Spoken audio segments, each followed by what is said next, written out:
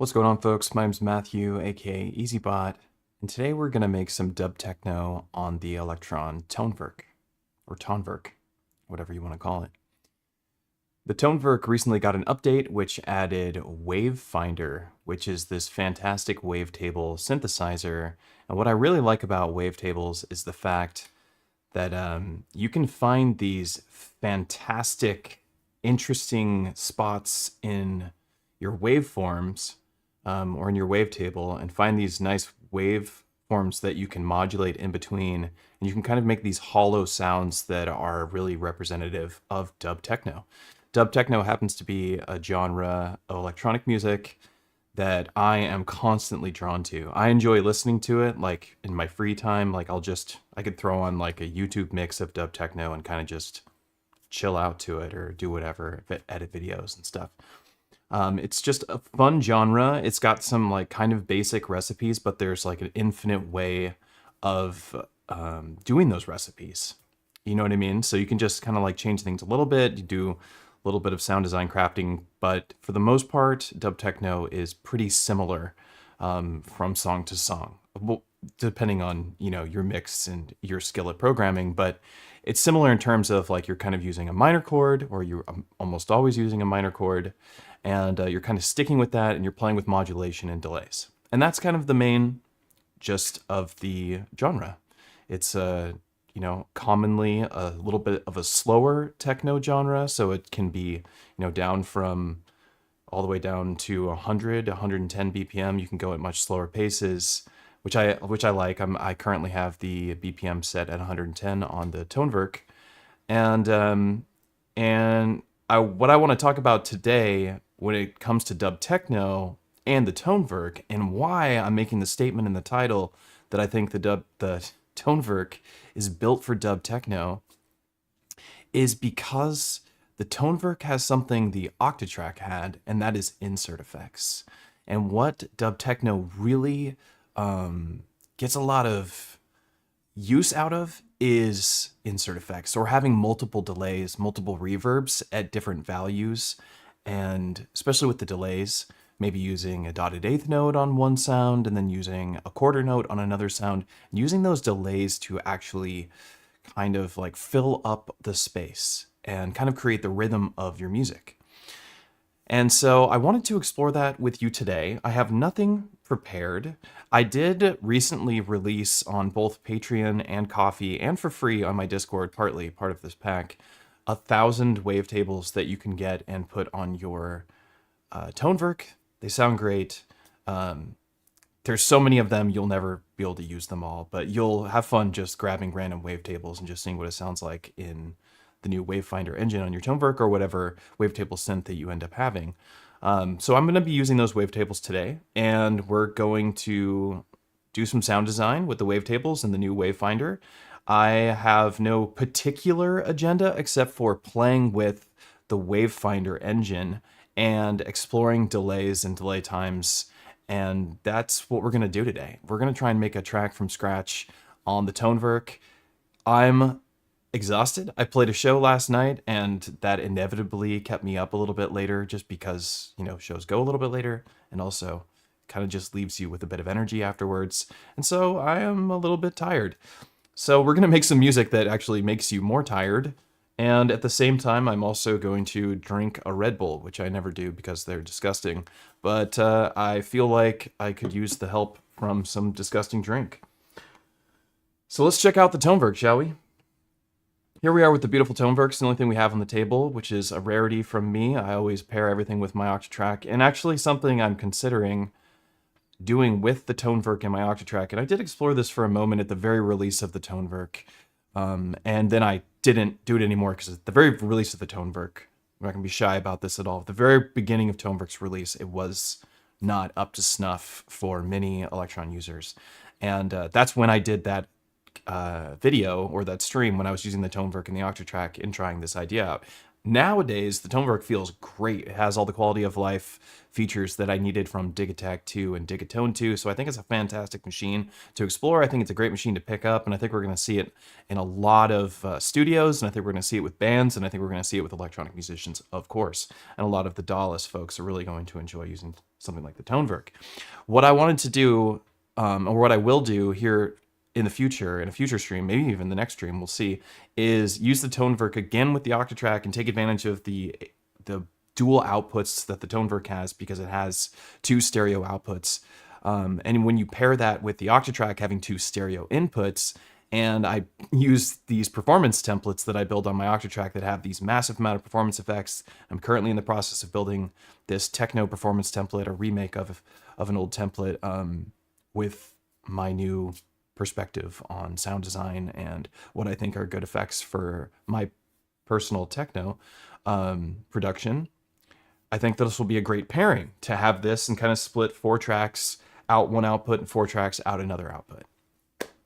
So I just wanted to mention that because I think it's cool, and I think it's something that you should consider doing if you're an Octatrack user, is taking the 2 outputs of your Tonverk, sending one output to A and B, one output to C and D, throw one, have one be all your drums and one be all of your melodic stuff, and then have fun with, having high pass filter just for melody and a high pass for drums and stuff like that. It's just a good thing for you to explore. And also you'll get even more effects, which is cool.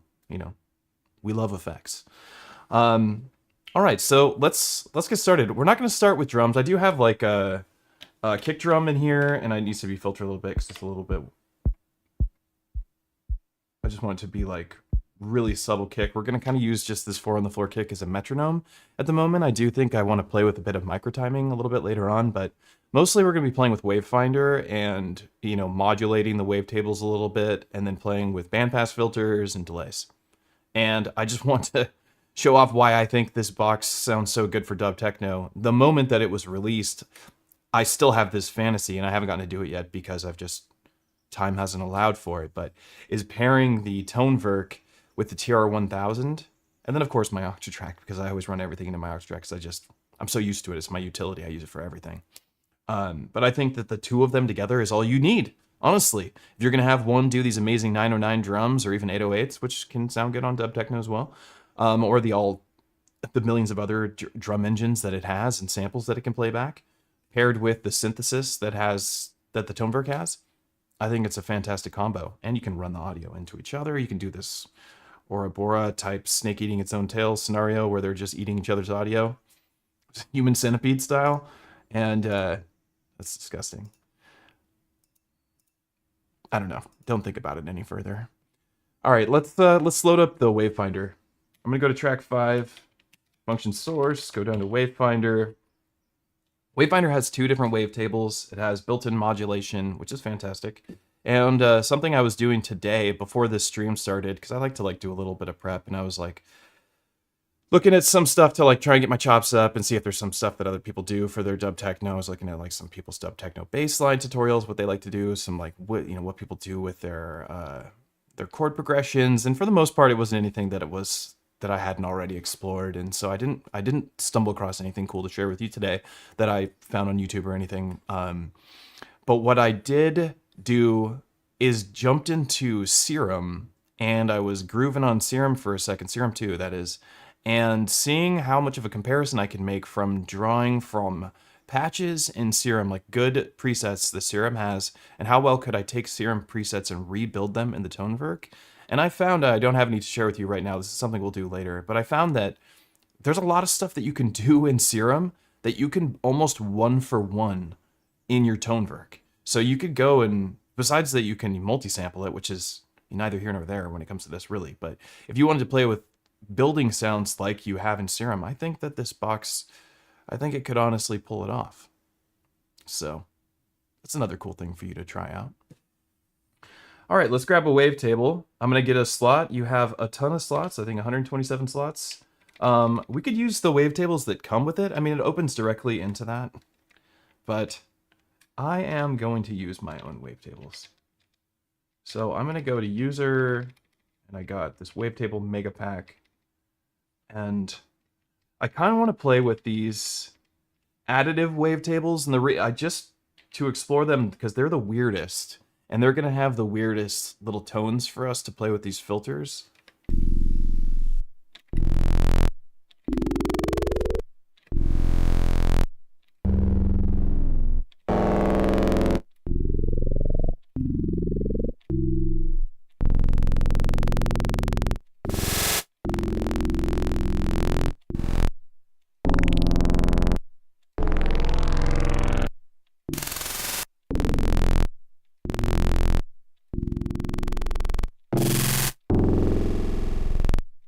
Well, I kind of like that one.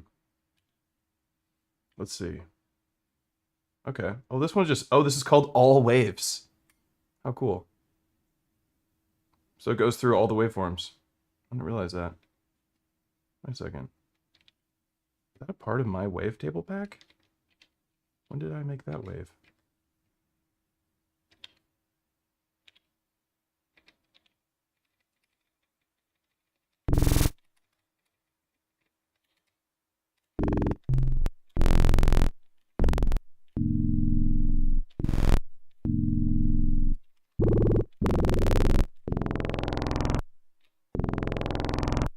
That might be a good one too. Oh no, that one was just in there. Okay, never mind, that wasn't me. Okay, here we go. These cool, I love this. We can load 2 wavetables. So great. For the second one. We'll put both these in here. And kind of go in between them both.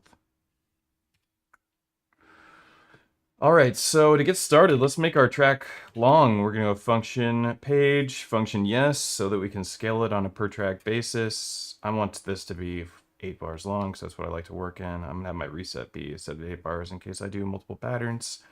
So I'm going to match the change with that reset and set the length to 128. I'm holding function while I turn the encoders because it'll move and quantize jumps based on what you're looking at in your window, which is really great. And I love that about Elektron is that you hold function, push down the encoders, and moves through different parameter values at different quantization intervals based on what you're viewing. So here it moves in bars. In other windows, it might be moving through wave shapes, right? Like on the Digatone, for instance, in Wavetone, you can move through, instead of interpolating through wave shapes, you can jump from wave shape to wave shape by holding function, which I really like. So here I want to put down...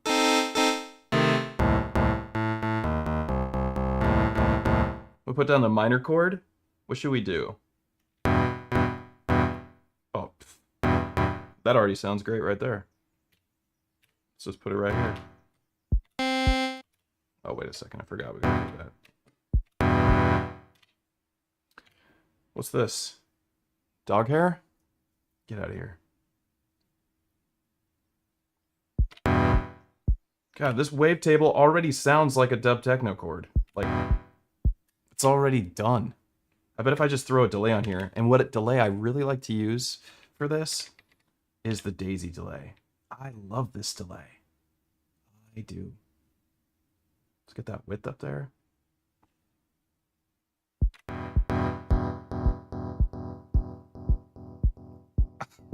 Come on.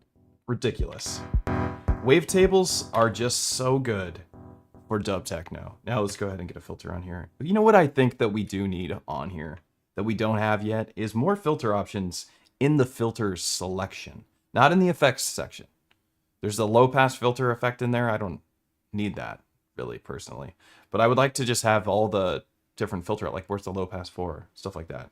I think that'd be cool to have in the filter section.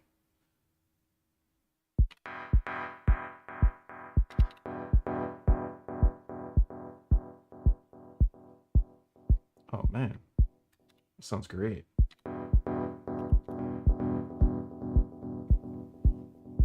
Let's throw down another one a few pages down. Let's go here, we'll put it in the same spot. And then we'll make this one, maybe we'll move the third, oops. We should be in step edit when we do this. We can move the third up. Okay, yeah, that works. Need to get a modulator on this, on the filter position. something that you see like in like Dub Techno tutorials, like when they're building their Dub Techno chord progressions, is you'll see like these cool modulators that are not just like random, like a sample and hold, random slew or whatever, which is what we're about to do. But they'll have, you know, this like this sequence trajectory that is like all over the place and it's drawing this crazy line, but it is a repeatable trancey thing. It's a, you know, it's a very long automation line, but it is like, it does create a sense of a trance sense, I guess.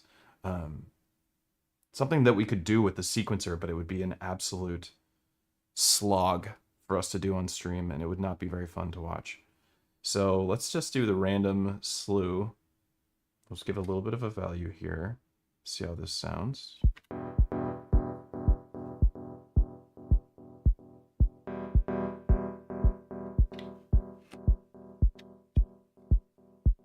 I want to hear that chord again. So I am going to get step editor, whole page, go to page 1. I'm going to copy that. We're going to put page 1 on page 5, and we're going to put it on page 7, and we'll do some adjustments later. I just want to play with some sound design right now. So currently we're just going to keep the sequence kind of simple. Where did I put it? On 3 that has this progression. We'll put that on 7. Let's go.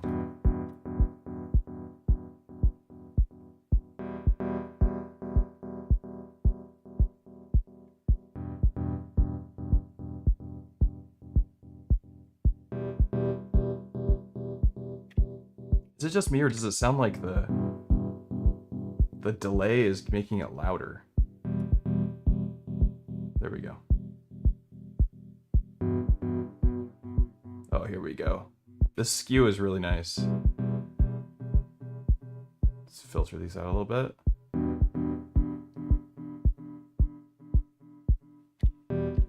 Okay, so back over to our wavetable. Let's just like play with this for a sec. So let's animate this a bit. It has a built-in modulator, so we don't have to use our LFOs for that, because maybe we want to use our LFOs to do some other stuff, play with this delay or phaser or something, which sounds really nice in Dub Techno production as well. So let's just play with this. We only need a little bit of speed.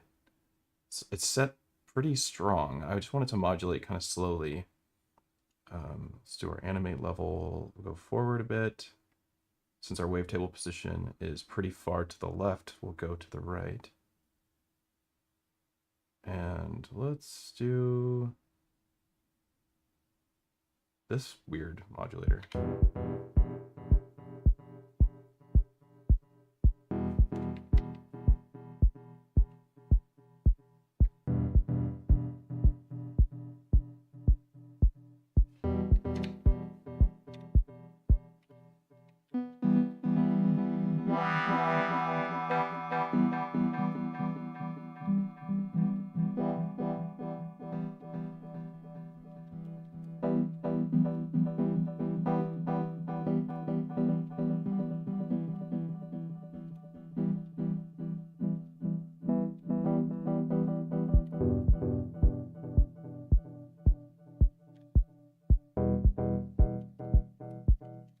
Use the AHD envelope mode.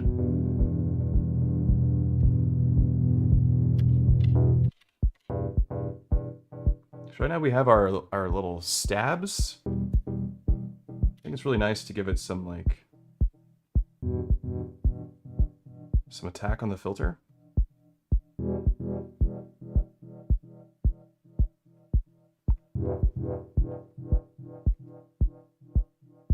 Set an LFO and leave it to run for 20 minutes. Rolly Miller, what's up, dog? That sounds nice. So we're gonna have a bunch of different chord variations. At least that's my goal.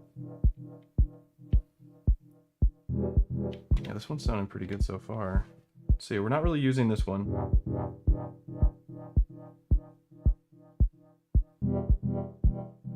Let's animate this a bit.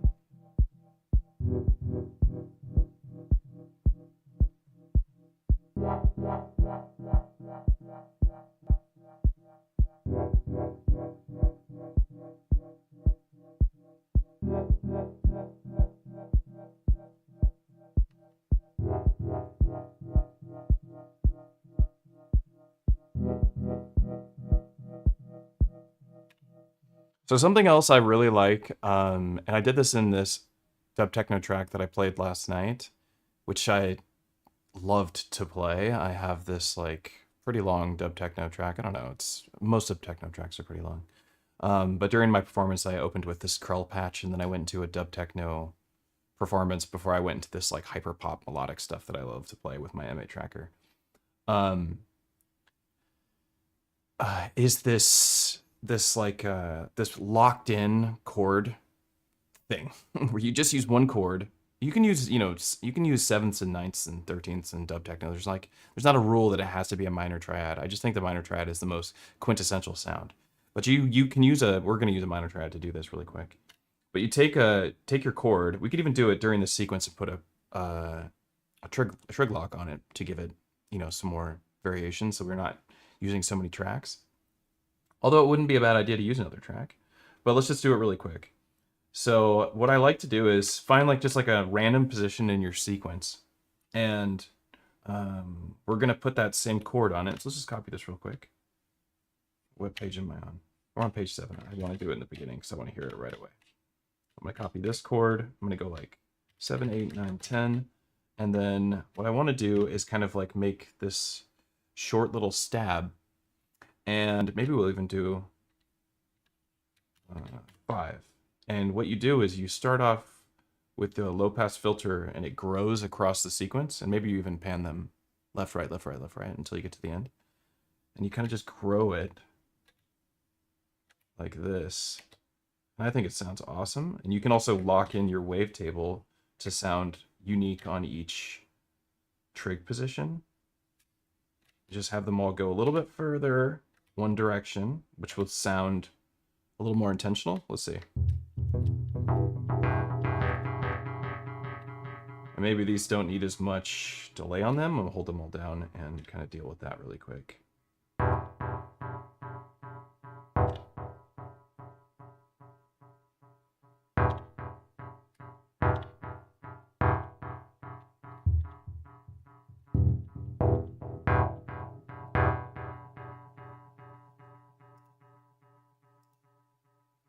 Yeah, let's see real quick.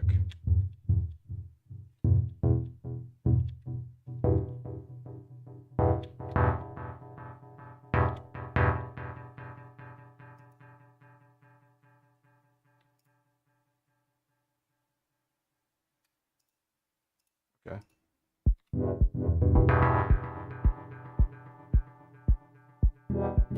I love that. Honestly, I love doing this little thing. I want to add it across a couple more pages and just kind of like these random spots and have them sound a little bit different. And maybe this one we'll use, I guess we'll just have to go in and do this manually. We'll throw this, the root, like down one on this first step. We'll go here and we'll go up one, and here we'll go down one, and here we'll go up one, and here.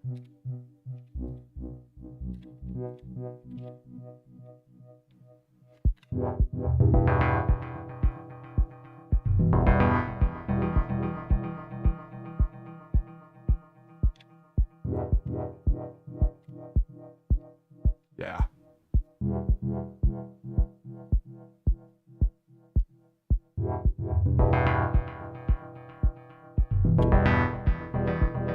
Oh, that sounds so good. The only thing my complaint is how loud those steps are.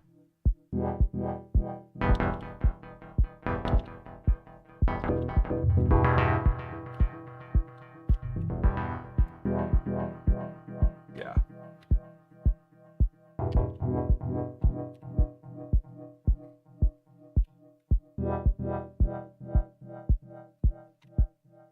I like this one the most, I think. I like how it ends.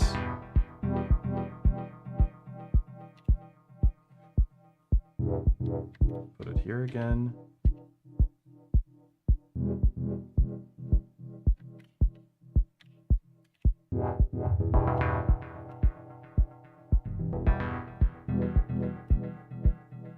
Yeah, I like that. Maybe I put it down too many times. Let's see. We need to give it like probability or something.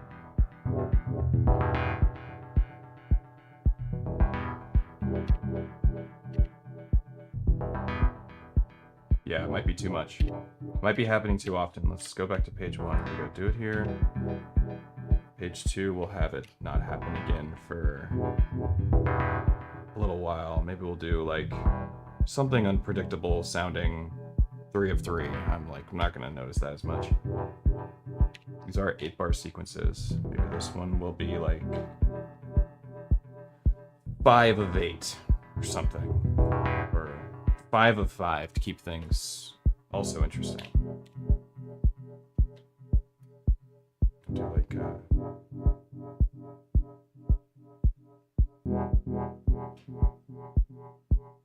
4 of 5. We're on the last page now.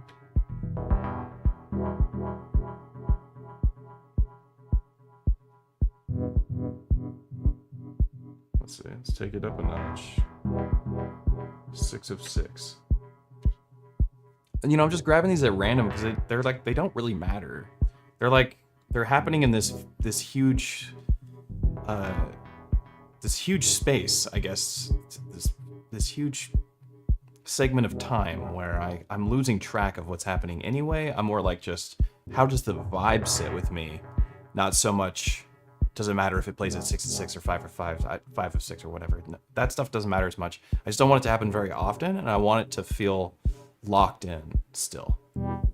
And also be editable very easily on a single track, as opposed to me doing this on a bunch of different tracks. And it's using the same sound design, so there's all sorts of advantages to me doing this on the same track and using these trig conditions as opposed to me putting it on a bunch of different tracks. Because I'm going to have those same wavetables that I've been using from the previous sounds, so they mesh well with each other. But I bet you, if we just throw a hi-hat down, just the classic offbeat hat right now, that this is going to sound very nice. So now the question, the $1 million question, is how do we approach drums on the Tonverk? If the Tonverk is going to be your only device that you use, what are you going to do? When you're playing live electronic music, there's some like quintessential muting concepts that you have to have access to. It's like one of the advantages of the Digitakt 2. Let me grab some of this. White peach. What does that even mean? What is that? Is that a thing? Is there a real thing? So one of the advantages of the Digitakt 2 is that we have 16 tracks, right? 16 stereo tracks. There's plenty of RAM, great sounding reverb and delay. We got chorus, enough modulators to get all the jobs done. Great. It's just a great sampler. My favorite sampler of all time. Well, one of the big advantages it has over the Tonverk is the amount of tracks that it has. It's not just because you have all this wonderful variation, but the muting capabilities of all those individual sounds. So like, say for instance, we have a kick drum, we have a clap, we have a hat, we have a top line, which is maybe like some like bongos or clava or whatever instrument you want it to be, which we're going to use some stuff like that in here. I would only have, like, if I do this melody split, which I'm going to have to kind of do, I only have 4 tracks. However, we have the subtracks, right? But then there's the thing about the subtracks is that you have to go inside the subtrack to deal with the muting. So I don't want to have all my kit be in a single track and then only have access to parameter locking effects on one particular sound, or all the sounds with all the effects parameter locked onto every sound in it. I wouldn't want to add reverb to my hi-hat, but it also add it to my kick and my clap and my toms or whatever. So that leads you down this path where you're like, okay, well, I have to make these choices about where my drums go, and I have to make these choices about how I'm going to approach my performance. Is my kick going to be on 1? For me, I would like to keep my kick on 1 because that makes sense. But like, am I going to use subtracks in this production? I don't technically have to, but to get the most out of my Tonverk, it's the smartest move I can make. So for me, I'm probably going to end up putting a kick on 1, and it's just going to be a kick track. I guess I could use a subtrack and just kind of treat it as a one-shot, and then add more kicks as I go if I need to have another kick. And then I just mute all the kicks at once. And if I want to, I can go into the track. So I guess maybe a subtrack. This is the conversational piece of the drum conversation here, is that I don't have the answer. I just have ideas, but I don't know the best method because I haven't done Tonverk by itself enough to like know what's the best practice and give you these like definitive answers based on data that I've collected and experiences. Right now I'm just kind of like, what would I do given the selection that I have? And so I'm still figuring this out. Maybe we try doing the subtrack on one, and we just do, you know, make it a new subtrack and we load up each sound individually as we go. I mean, this seems like a smooth move, I guess. I just don't know. I always go to the same place for my kicks. I've been using the same pack forever, but I think it has the wrong kicks for Dub Techno. Like this one's already like a Dub Techno kick. I guess we could do another subtrack, right? While we're here.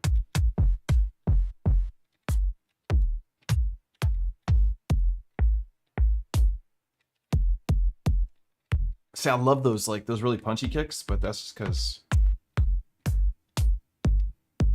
I like industrial music quite a bit. That's nice too. Oh, that's pretty good. I kind of like this idea that I'm able to just grab so many kicks and put it on one track. That's kind of cool. I didn't really think of that.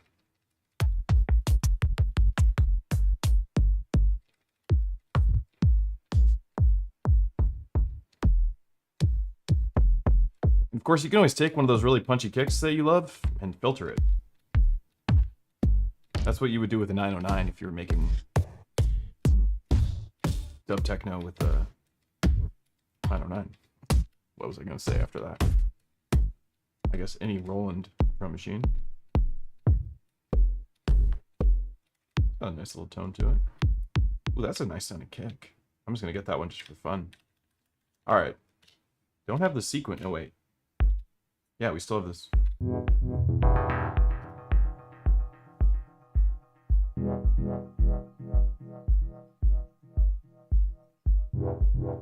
Let's see what we can go with this one here. They do have their own filters, which is nice.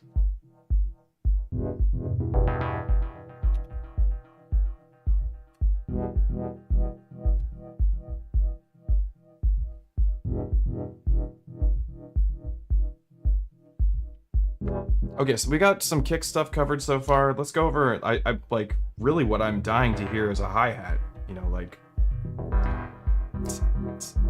I'm dying for that sound. Even though a lot of the dub techno that I like to listen to has 16th note hats that are just kind of like really filtered, really reverb out in the background, and they just kind of like sit in the back and like, or it's like somebody playing like a ride really lightly with a brush or just gently tapping a ride. I like that idea too. We're gonna go to track 3 for this because I think this is where I'm gonna put this. We'll do a subtrack again because I think that maybe the right move is just to load blank subtracks.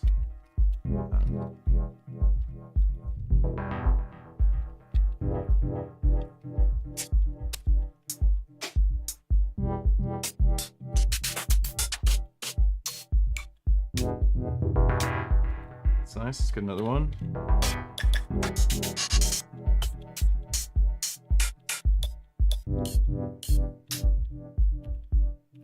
Another one. Oh, I like that one a lot. So many hi-hats in this pack. Ooh, I love these little things. 122 and 123. I go 122. I love that stuff. It's very minimal techno, which I'm very drawn to. Minimal techno is really something I very much enjoy. And so I like to have my dub techno often be kind of inspired by it too.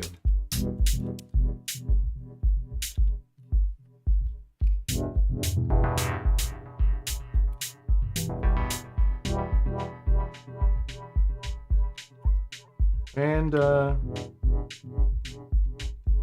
we could give it its own delay if we wanted.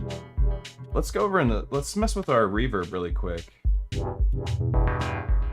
It's already set up at a pretty good spot, but I think we want to have our reverb be pretty dark. And then let's go back to this hi-hat. So all the hi-hats that we do on this subtrack, they're all going to be affected by the reverb. If I give them some reverb, they're all getting reverb.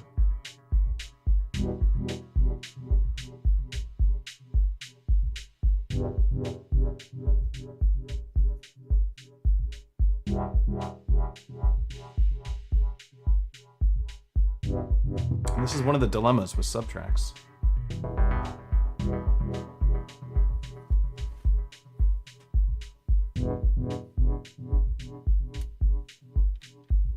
So if we go here to these little clicks that I had,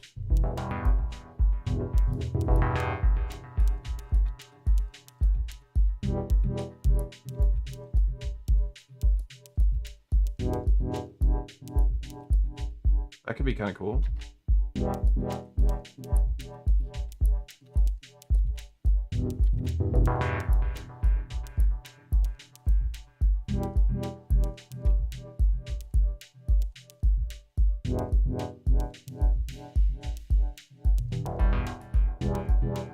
So one of the issues... Oh, well, I guess I can still make these sounds like much smaller.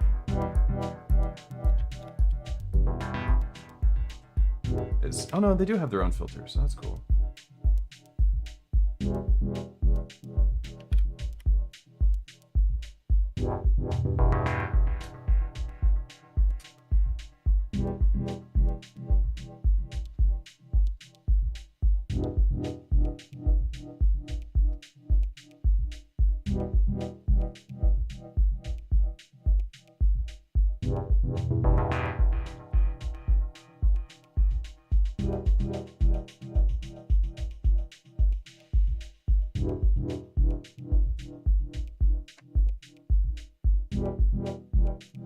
Not that I really need these little clicky sounds.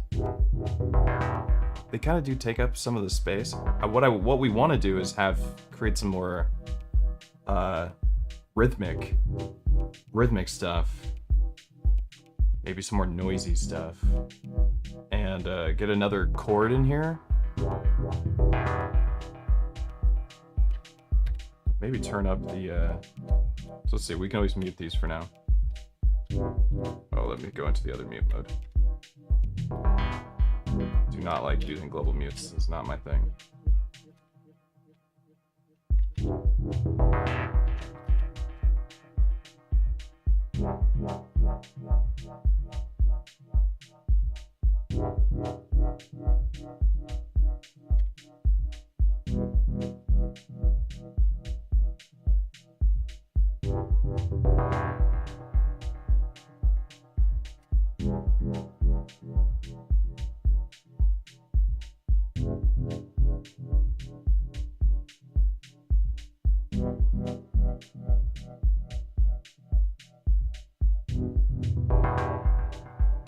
Oof, it's pretty clean. Very nice. All right, I kind of want to get like a second chord, and I kind of like it when you do this. Let's do it. If we go minor, and then just offset, like maybe take one of these minor chords, copy it, and what page are we on? Do it on page 2. We could do it early. We want to do it when there's not a kick hitting. I've been putting little stuff on too, so maybe we even did it on 4 or 6, maybe even. See how it sounds on 6. I want to offset the entire chord.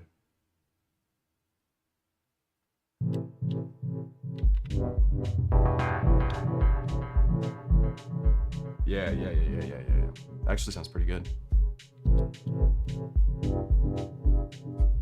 Let me see how they sound if I...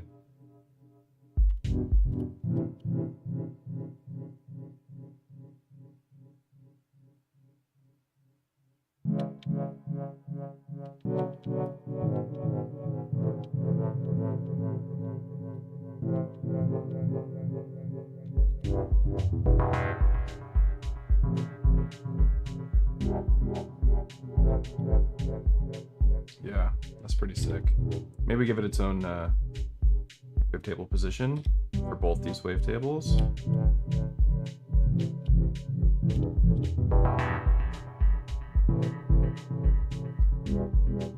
Just make it a little bit more unique, I guess.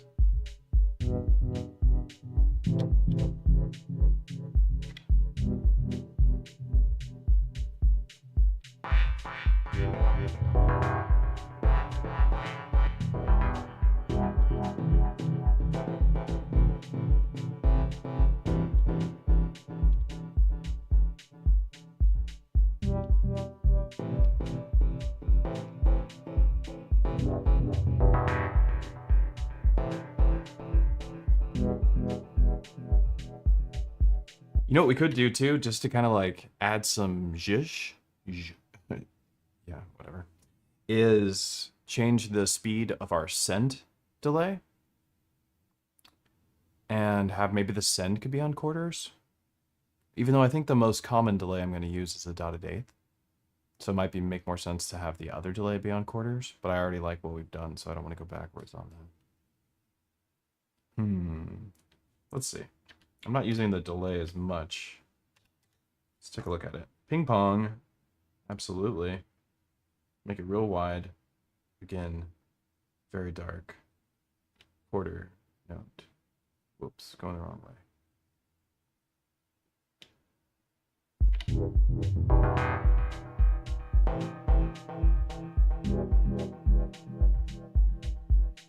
Yeah, that worked.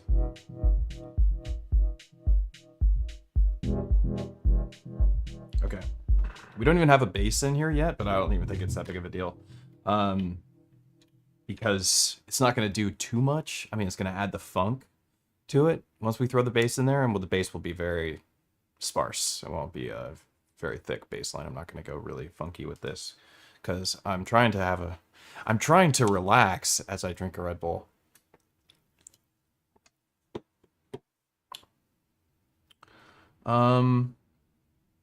Yeah, okay, here's what I want to do. We need these other engines here. I'm going to go for... I really want a time stretch engine, or time stretch would be better. How do I want to go about this? I know you can do some weird stuff with Wavefinder with drums. Let's see what happens.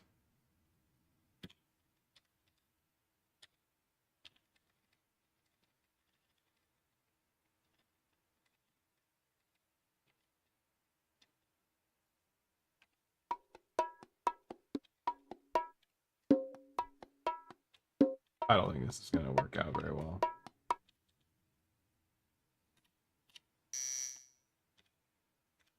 Get out of here. What?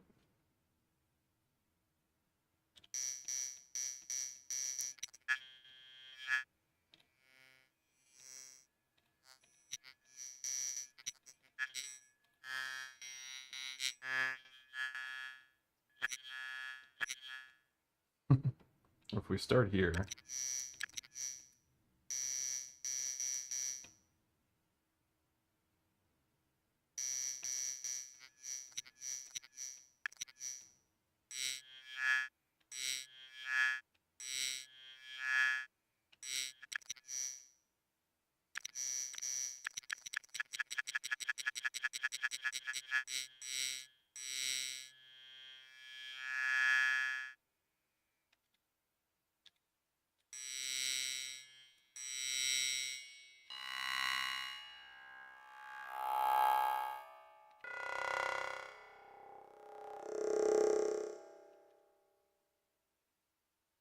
That's pretty cool.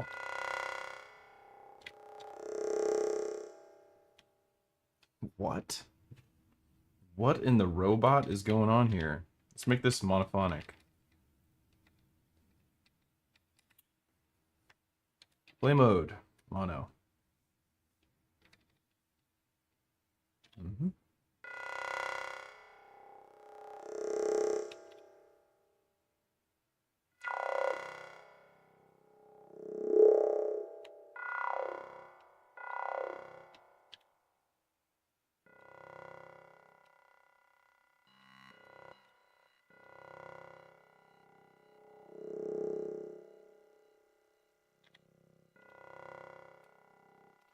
Do we have track swap?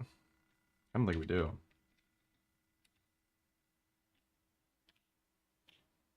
Copy. We'll put this at the end, I guess. I put the chord right there. I want that to be, I want the bass line to be there. Wait, did I do that? I did. God damn it. Anyway. Okay.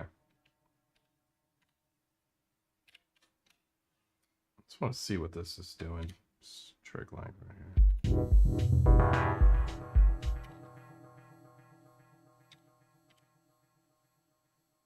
Take me down a couple octaves.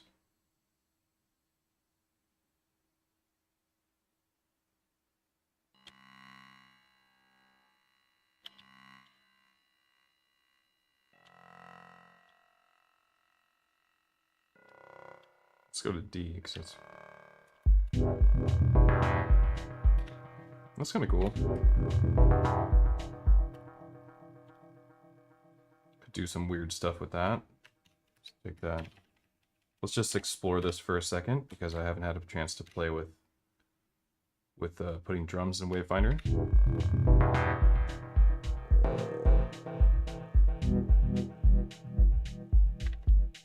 Needs to be like way buried.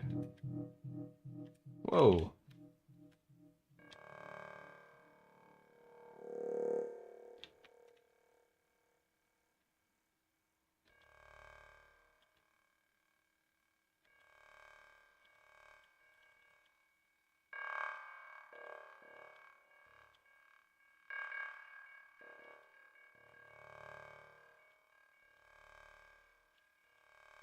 How are those high frequencies still getting through?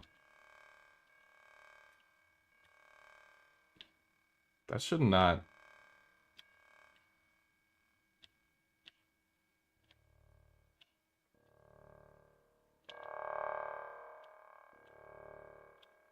Anyway, let's have it go like this.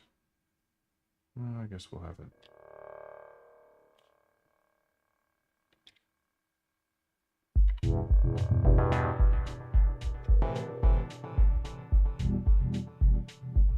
Kind of just something to have happen. Maybe this track will be our just weird stuff track, where we just put weird sounds in.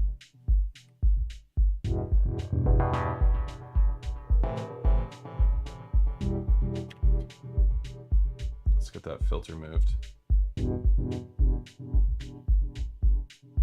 Make it go real slow.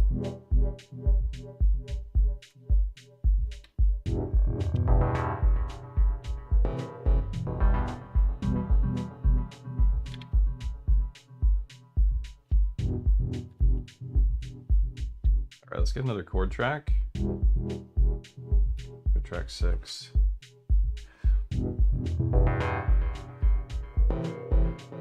We could have like a pad, like an underlying just like sound in the background, and we can sidechain.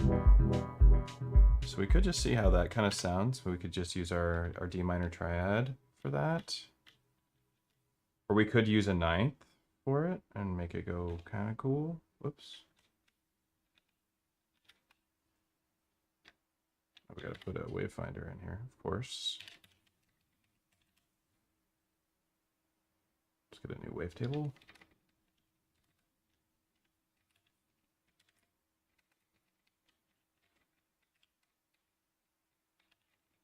Super saw. Let's just get a regular saw. Or let's see what.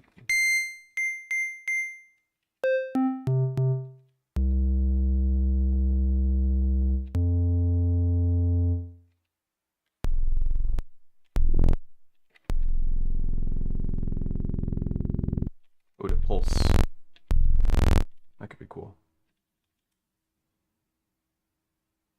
Wow. Gotta love how that looks, right? Some crazy looking waveform. Let's try this. Let's just remove it all and start over.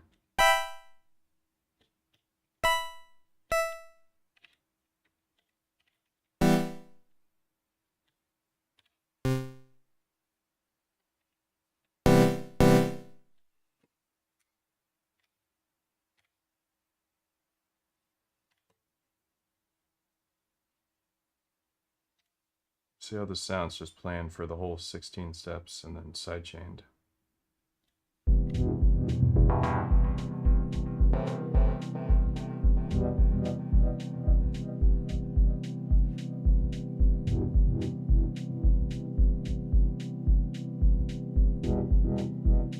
We'll do our sidechain on bus 12. I'm going to talk to you about how I like to do my sidechain.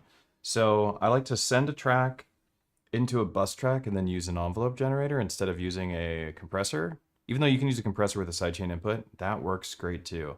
But I think well, we could try both just to experiment on, see how it sounds. But we're going to use bus 12 regardless. That's what we're going to do for this. So we're going to use, one of these buses is just going to be a straight up sidechain bus. That's all it does is sidechain stuff.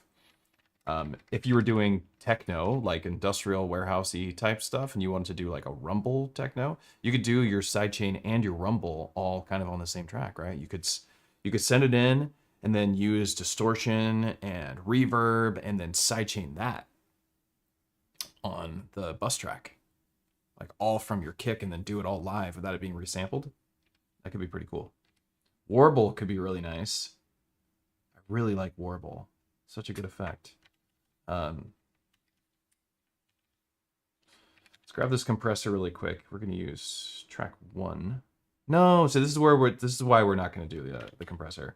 So here's why we're not gonna do the compressor. Because on track 1 I used multiple kick drums, but I only want the main kick to be the sidechain source. I don't need the other. I don't need the second little kick that I have in there to trigger this sidechain compressor.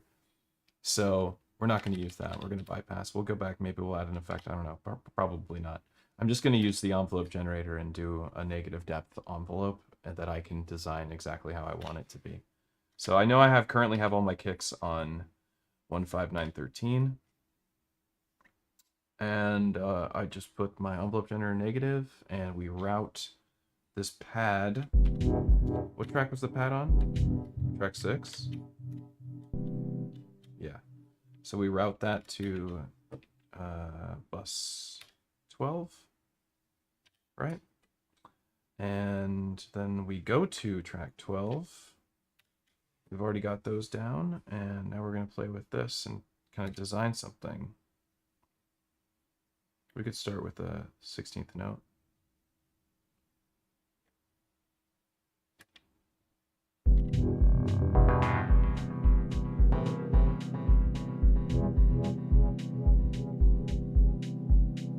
Wait, did that track not end up getting routed? What's going on? Did I not do that right? Oh, I guess I didn't. Plus 4.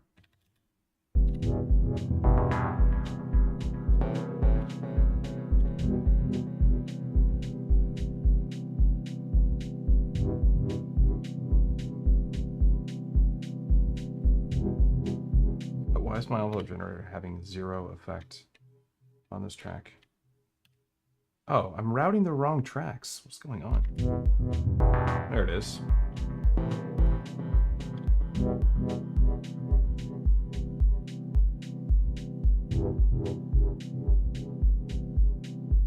Now we have this nice soothing pad. You saw me, I don't know how, you guys are probably watching me make mistakes. Going, no, no, no, no, no. You're going to the wrong window. You're doing the wrong track. Well, there we go.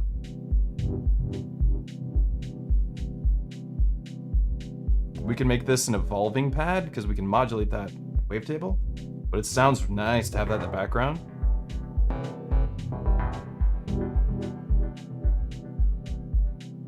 It adds such, thank you. Wrong track. A little late there.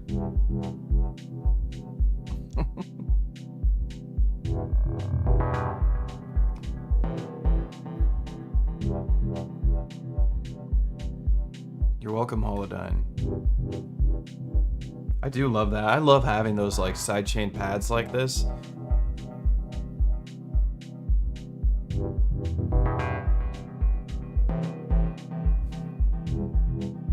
We do need our bass line.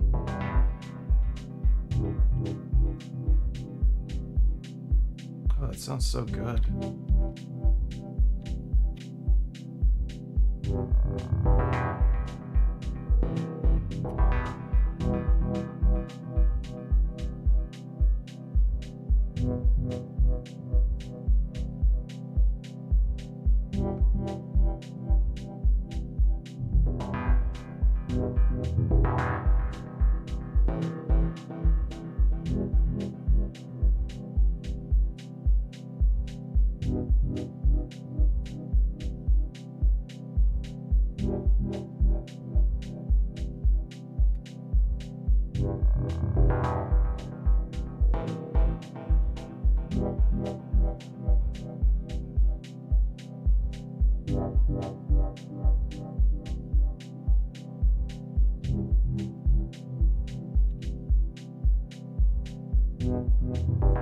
Honestly, this is turning out pretty good. I'm pretty happy with it. I do want to put our bass line down. I hate that I put my chord track on 5. I know I can fix it. I guess I will. So we'll go here, copy the track, we go to 7, we're going to paste it. Oh, it doesn't deal with this. Track, copy, and paste that, and then go to 5 and delete that, and then clear the sound design. There we go. So on 5, I want to put in, I want to have a bass. I'm going to do a sorry. I think I might do a square, filtered square, and keep things really simple. We can get a square wavetable. We could use this all waves. Just grab the square. We don't want our bass lines to be very long. They don't need to be, we could be an 8th note, I guess. Just try it out. We want them to be quite filtered.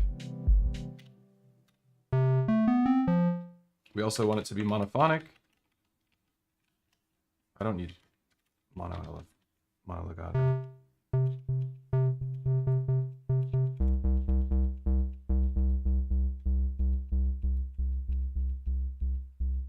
Nice and subby. There's something... Those of you who have a Tonverk, tell me that you experience this the same as I do. The Tonverk is at a higher sample bitrate than any other Elektron box. It is the highest fidelity machine. It sounds huge. It's monstrous. The bit depth on it is so huge that when I do bass on here, it is so low and deep and just all the sub harmonics are there. It's just crazy to me. And it's so different. The Digitech sounds so good, and I love the way the Digitech 2 sounds. It's amazing. And the Digitone and all of them, all the Elektron boxes. I love how they sound. But there is something indistinguishable when it comes, not indistinguishable, distinguishable is the word. On the Tonverk, it is so unique to the Tonverk currently in the Elektron lineup that it sounds so incredibly big on just everything.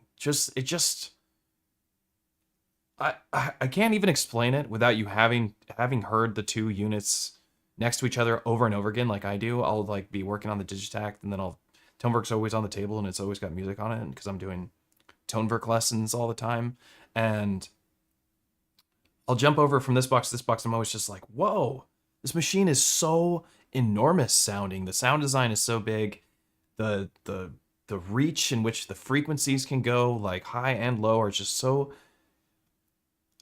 I don't know. They're so strong. I don't know the word to give it other than the stronger. It's more transparent. It's more clear. It's just sounds more high fidelity, high quality. I don't know what it is, but I mean that is what it is, because that is exactly what is happening. But it's obvious for those of you who started out with say for instance an audio interface. This is where I had this experience, and I think this is worth talking about because I think it's interesting.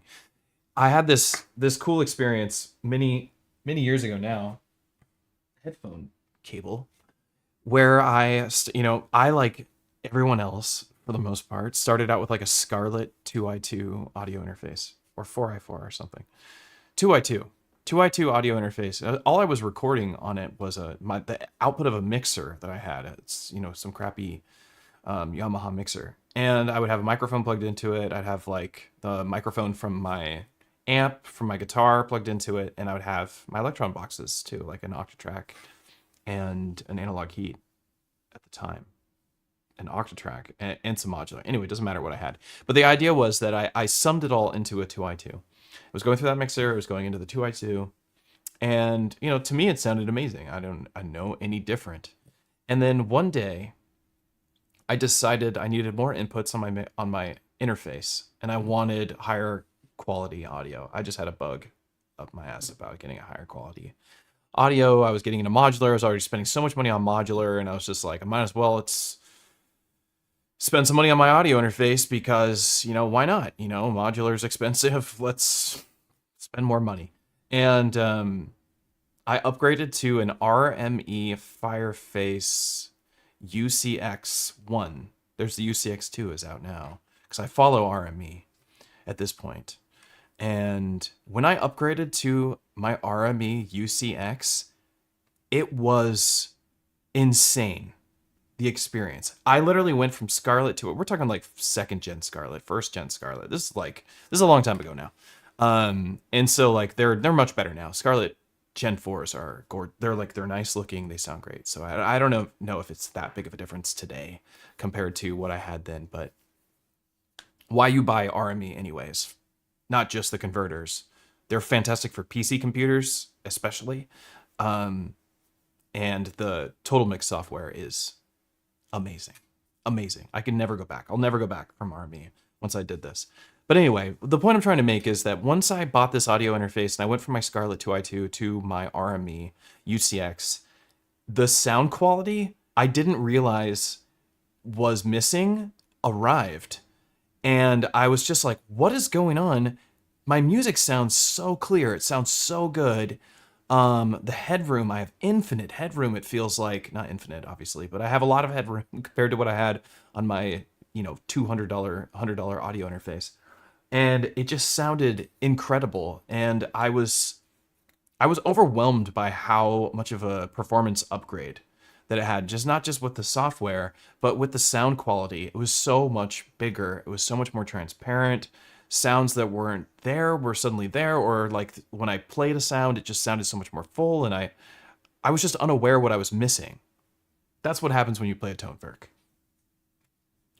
You grab your Tonverk, and you play this after playing something different, another Groovebox, and you play on this thing, and you're just like, what is it about this that just everything is so much bigger? My sample packs that I have on my other devices sound better on the Tonverk.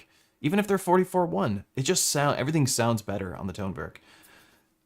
The only thing that I haven't noticed that is kind of odd about the sound is that the reverb on the Tonverk, even though it's called Super Void Reverb, which I believe is the same reverb as what's in your Digitakt 2, is so dark by default. And it's just different, and I think it's just, maybe it was built different because this is on a Linux system versus whatever Elektron stuff is built on before this. But, yeah. It's just kind of incredible, but the reverb, it does sound, just reminds me of the Octatrack reverb, obviously a lot better, but not that that's a terrible thing, but I really like my Digitakt reverb.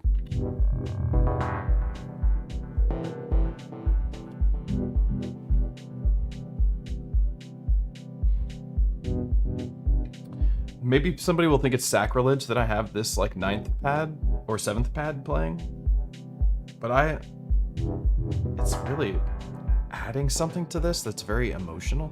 I kind of like it.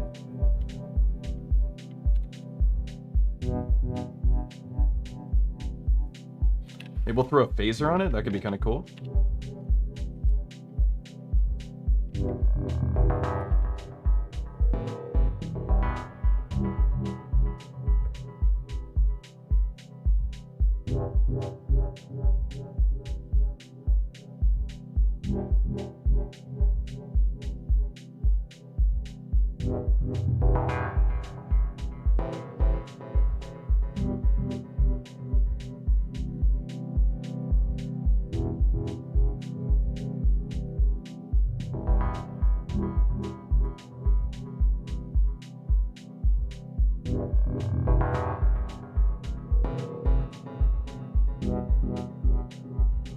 We should have the weird sound only happen like one time, or like not as often as it is happening.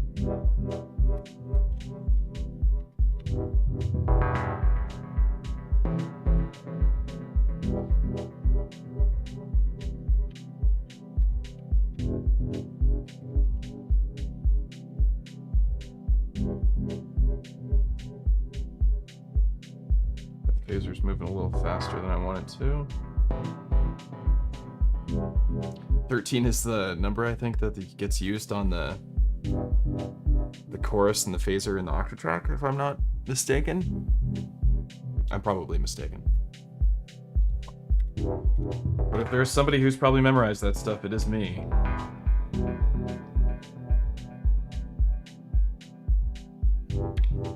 Not sure if I like the phaser.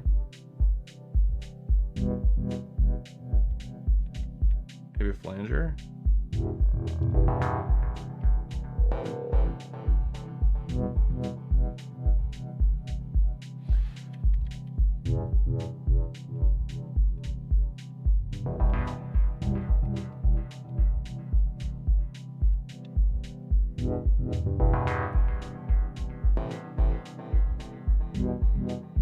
I guess some of the effects are just 100% wet when you open them up, and some of them are not wet at all, and some of them don't even have dry wet.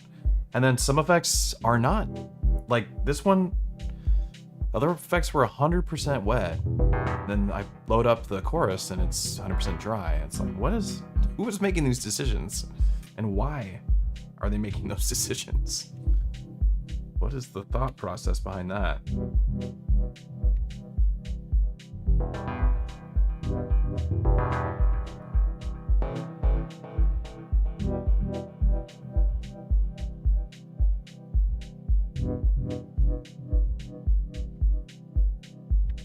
Alright.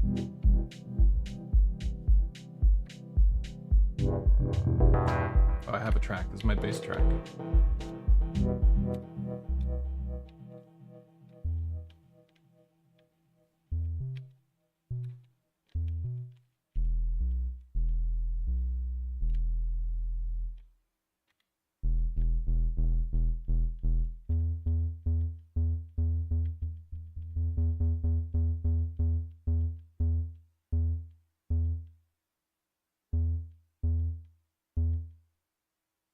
What's up, Sergo?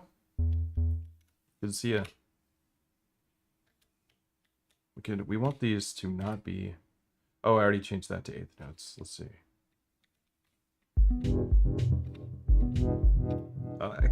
Those little like booty-doo, this little combo right here. I like love that kind of stuff.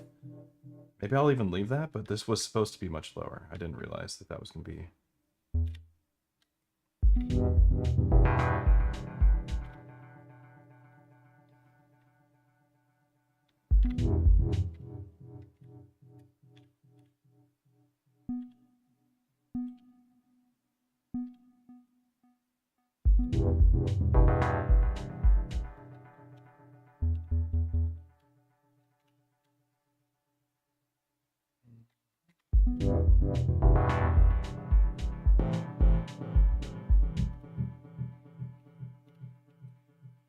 Let's go here, do it again, remove that though.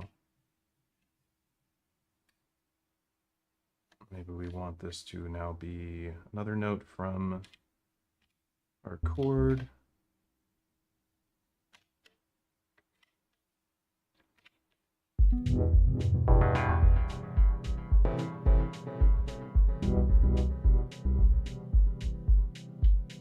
No, that was the ninth. I don't want the seventh as my note. I want that to be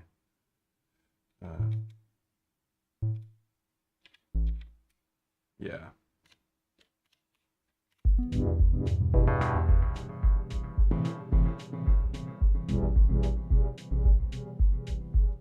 That works. I kind of like this, like every other bar thing. Maybe we go and do back to our root again, to our D. We could try this. We're just trying to keep our bass off our kick. We could sidechain it, or we could do this like plucky rhythm. And then we'll go here. And do you notice this workflow I'm doing? This is, I think, is kind of important. It's all about how you can make your life really easy if you lean into the feature set that is given to you. And right now we have the ability to jump through pages. We can loop pages, all that kind of stuff. I'm very used to doing on the Digitakt. But how I like to work is like I'll build a fundamental rhythm on the step sequencer within a pages lineup, and then I'll hold page and I copy it, and then I just jump from page to page and paste them into different spots, and then I work from there. And I think that that is a really nice workflow.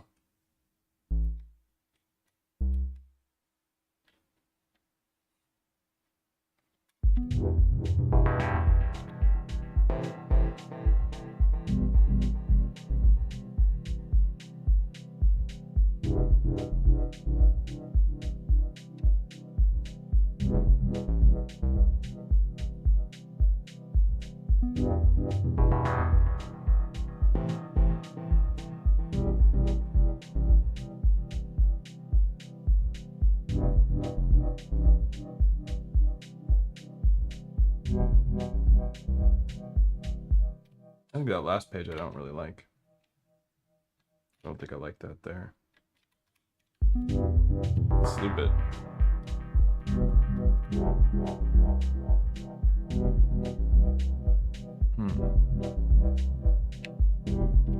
Oops.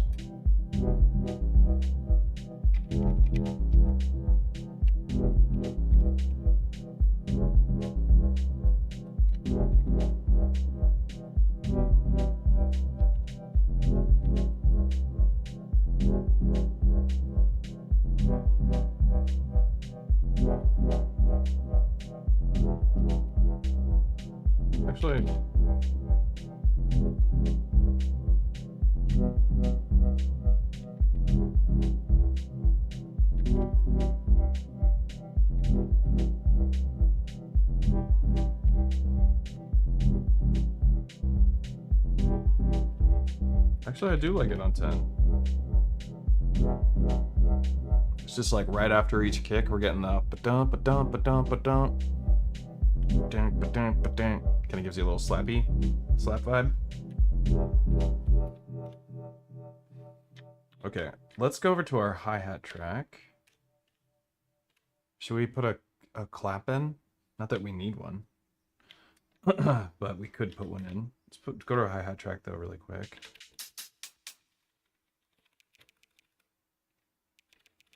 Let's see, actually, this... I did weird stuff with this, I remember now. Clear them, because I don't think I want them, but I kind of like this idea.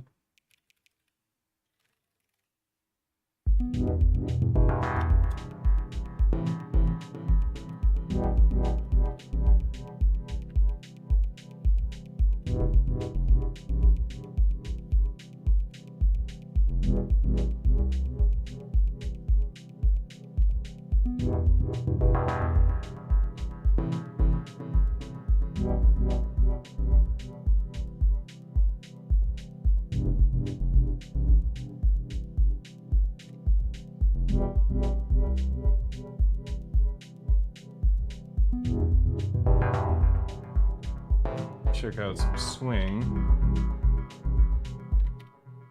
Do you hear that? I don't know what that was.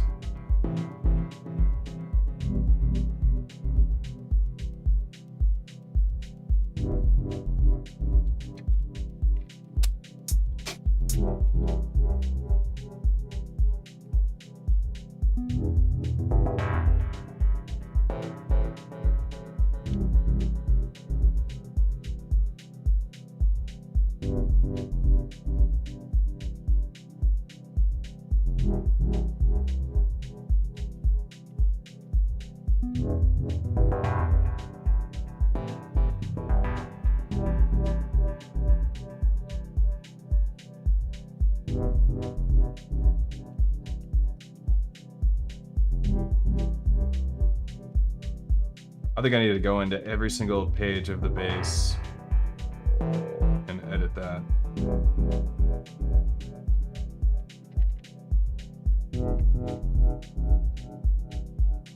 What am I looking for? Why don't I just see claps? Why do I have snares and claps? Oh, I see.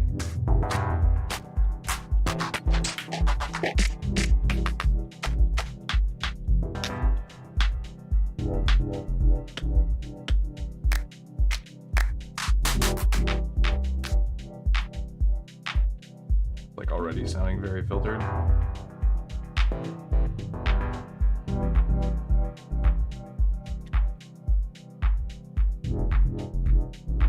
want that.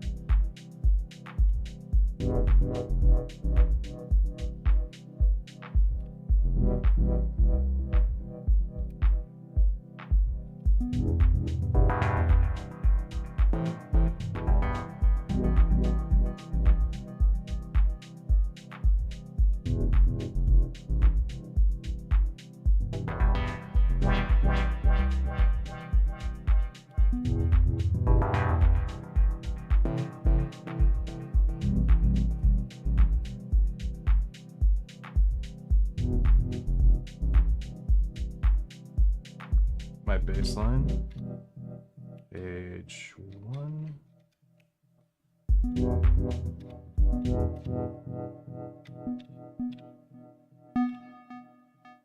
I get rid of that. Even though I like it, but I think it's just like, it's too comical.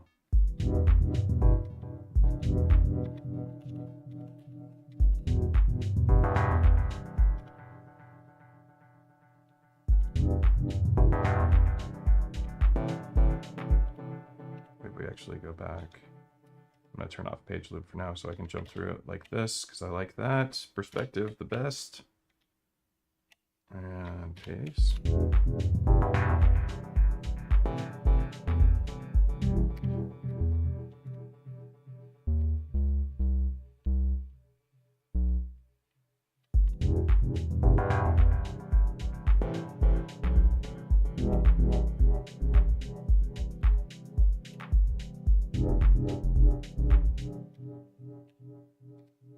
Wait, what page are we on? 5?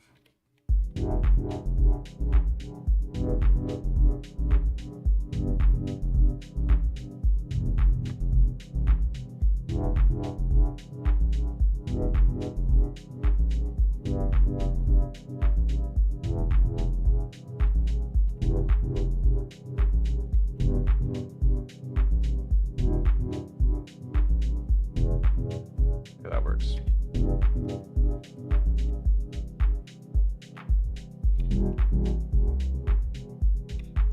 Okay.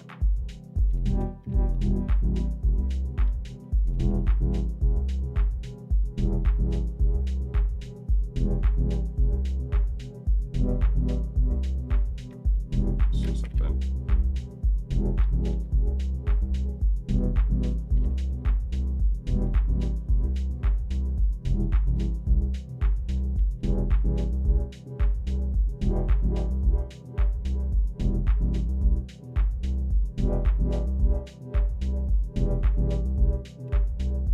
It's super groovy.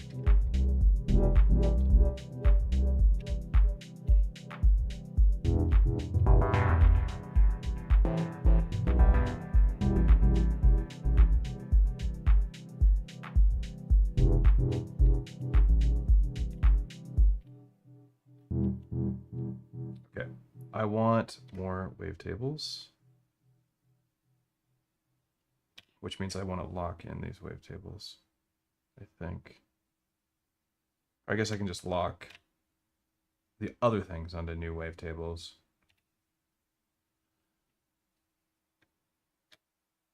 Yes. Because I want to add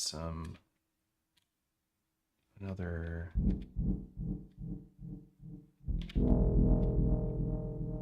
Oh, it's really low.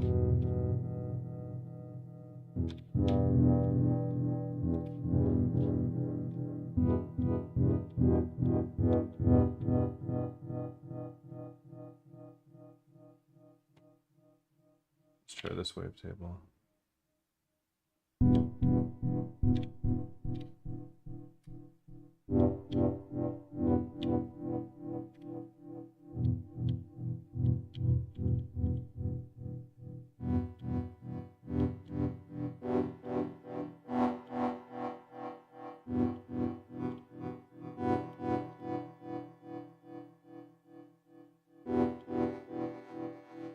2 different delays on this because one's quarter note, one's dotted eighth.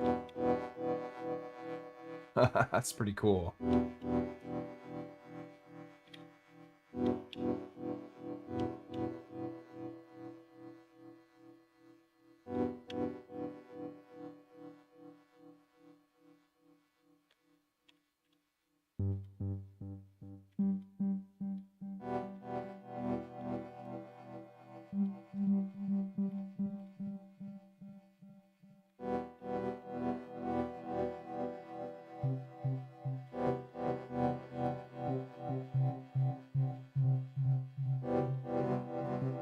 It's way too emo sounding.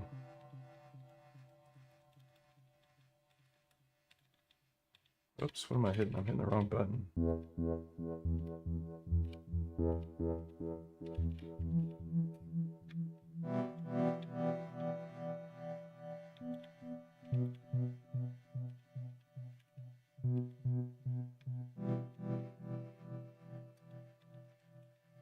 Oh my god, I keep hitting the wrong button.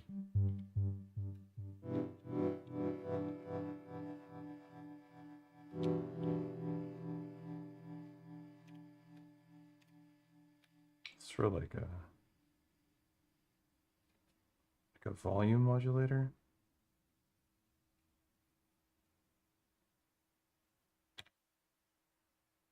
Said it's a trig.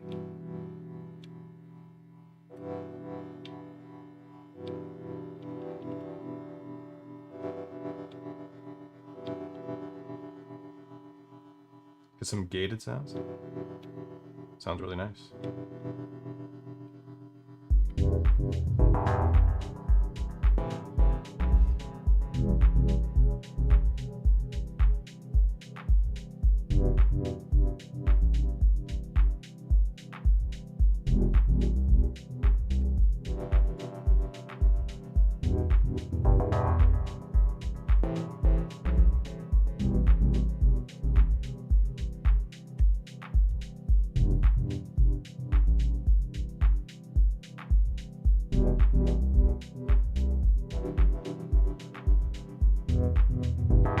Square wave doing some work right there.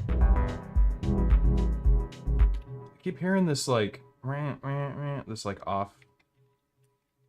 Where is that coming from and why am I hearing it? So I hit a wrong note somewhere? Is it the daisy delay? Is it the daisy delay? Is it the skew on the daisy delay?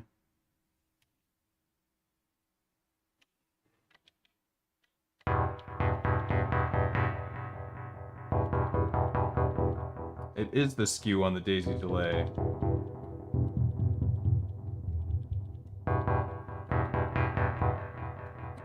See you later, skew.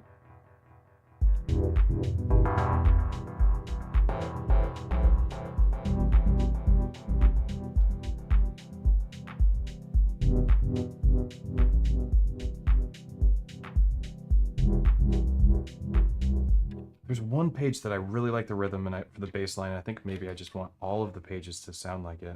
I need to listen. Time to put our active listening ears on.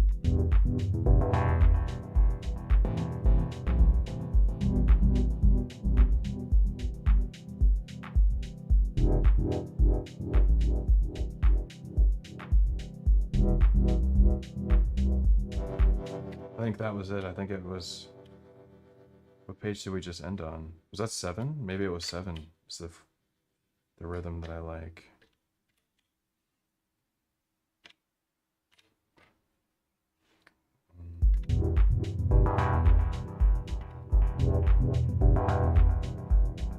Page 1 seems fine. I don't like that. Maybe it needs to be on... It just needs to be gone.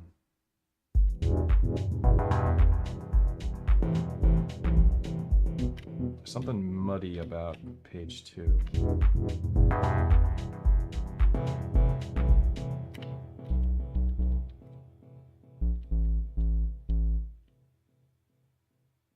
Should be.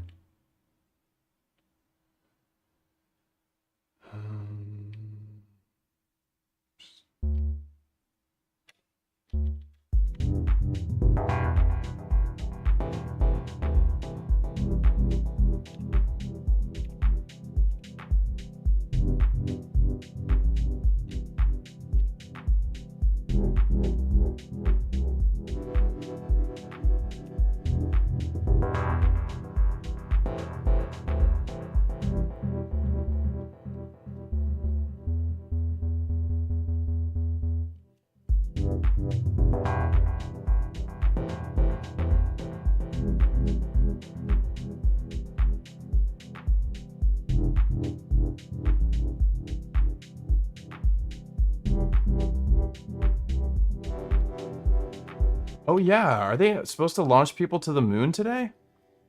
Is that really supposed to happen right now?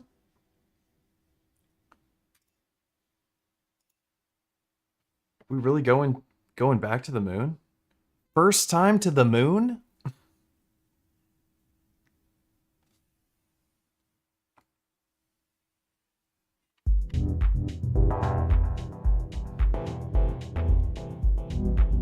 I swear to God, there's still some rhythm that I find frustrating here.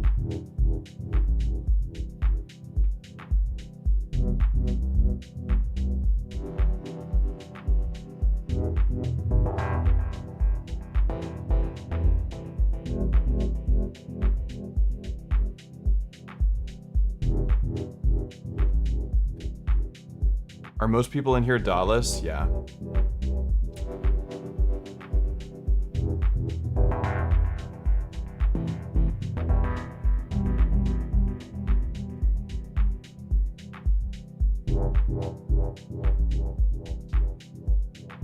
Yeah, most people are in here pretty dawless, I'd say. I'm just reading through the chat right now while we listen.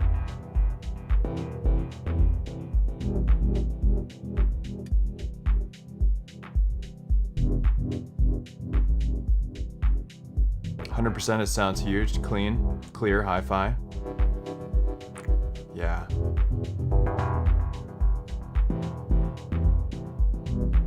There's still a couple of, like, the bass notes. I'm not 100% happy with the rhythm.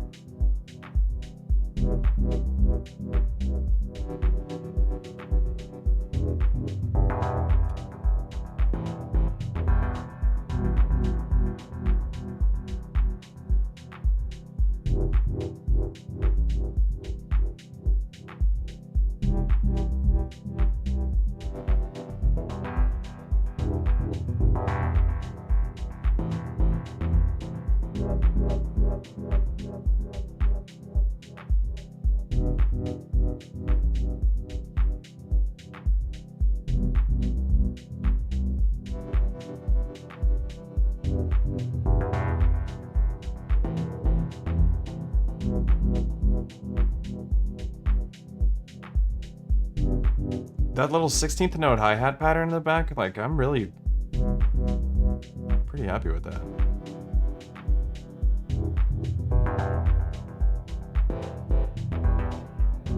There's quite some latency on the external effects. You mean running stuff into the Tonverk and affecting it? So many new Tonverk owners on the stream. I mean, that's good. I'm happy to have a box to explore. I explore these boxes like as deep as as deeply as I can. I'm one of those people.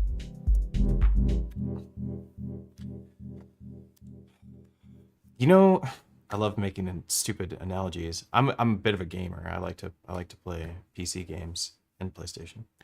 And I think growing up playing games kind of makes you make a lot of analogies to games. But I'm one of those people who avoids open world games. And I don't always avoid them. As you can see, I'm wearing, an Elden Ring hat right now, which I completed Elden Ring, and took me a very long time. But the reason why I don't like, I do like them. I just avoid them because I don't have the time for them, really. But I partly avoid them because I FOMO myself in my games. Like, I'll FOMO about not going to a certain location on the map and completing a part of the game. And those games are designed for people like that, who are like, I have completionist types. And so I avoid these games now because I don't have, I get to a spot in the game where I start feeling, I get that FOMO experience, but then I also get really mad about feeling that feeling and that there's so much stuff to do and that they made the game too big because I'm already fatigued on the game. Anyway, the reason I bring that up at all is just maybe it resonates with you, but that's how I am with machines. So that's how I feel about the Tonverk. Like, I don't like it when the palette is so big that, and that's kind of why, like, some people, this is actually a reason to argue with people about, like, why you would, why Elektron makes one box do one but not another. Like, why is this box have these specific tool sets for them and not another? Like, why does the sampler not have slicing if it's a sampler and stuff like that? There's that argument to be made, and it's a valid argument, 100%. There's no doubt, because there's surely the technology and the code exists in their whatever. They know how to put slicing on a Tonverk, and it's not coming to it. And I don't know if I doubt it ever will. But there is a thing about this like having, you know, it's kind of like that whole scope creep scenario, but it's not just about that. It's just about like getting good at something, like getting good at an instrument. Sometimes when there's too much to do, you lose focus on what you want to do or what you came here to do. And that's how I get in like those games. And so like I like those linear games like more like the Dark Souls experience, Metroidvanias and stuff like that, where there's still exploration to be done and there's secrets to be had, but there's a story that is being told and you get to the end of the story and you feel this completion. And I like that about like the Elektron ecosystem, where I can get, you know, there's always going to be a next level when it comes to music and stuff. Your skill is your skill, and that just is what it is. But in terms of like learning the feature set and stuff like that, I think that this has definitely got a broader range than the other boxes so far, because it has all these effects. We don't even know what to do with the Tonverk, frankly. Like, we're still unsure. I think it's great for what I'm doing right now, specifically for what I said at the beginning of the stream. We have all these different effects, and we can do multiple delay types, just like the Octatrack. Octatrack, another great machine for doing any sort of techno production, especially dub techno. But this is even better because it has synthesizers in it now with the grain synth and the Wavefinder. And I'm not actually just said grain synth, and I'm like, why aren't I playing with the granulator? I should be doing that here too. But anyhow, I like the fact that, you know, I love the walled garden perspective, and I think that's why a lot of people get into hardware in the first place. And so once we have, you know, if we have too many things to explore, the garden becomes too big and it stops feeling like a walled garden. It starts feeling like that experience of sitting down at your computer. And part of the reason why I think we don't like sitting down at our computers, some of us, for making music, is because of things like YouTube and Instagram and Facebook and all this social media trash that sucks your skull dry of any sort of intelligence that you have in there. And it happens while you're trying to make music. You get a ping and an email goes off and it's in the whatever, you know what I'm saying? And so that whole thing, that's part of the reason. But there's also this, like, the scope of your project can grow. Some people, you know, grew up in the DAW world. I did. I grew up on the DAW, and that's like, I was mostly a DAW person, not a dawless person at all. And I was I would track audio in there because I was playing guitar and singing. But once I started getting into like synthesizers and drum machines and stuff, I didn't want to do that with my computer because it seemed like there was unlimited tools and sound packs and presets, and I don't know, it was just too much. It was overwhelming. And the arranger is so long.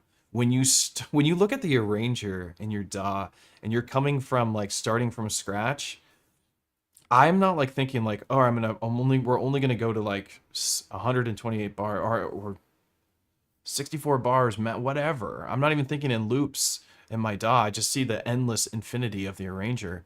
And on here, it's like, it scopes me down to like 8-bar segments. And it's just like, there's a rule. It's like, it only, on the other boxes, it only lets you see 8 pages at a time. And there's something about that, like that rule put into effect for me as a producer that helps me stay focused and make music, and also just like helps me complete what I'm trying to complete.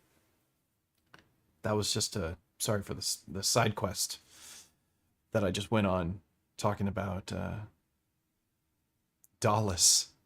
Because every time I go to do a live stream, I have to put hashtag dawless or something in there, because I know that the audience that I'm interested in interacting with are people like me.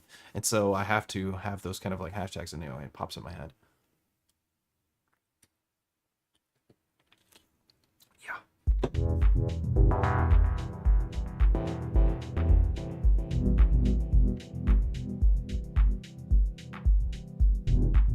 Hopefully that resonated with you.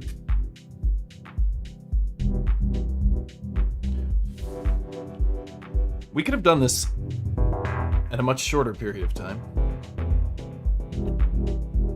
but I've really been taking my time to just listen and kind of think.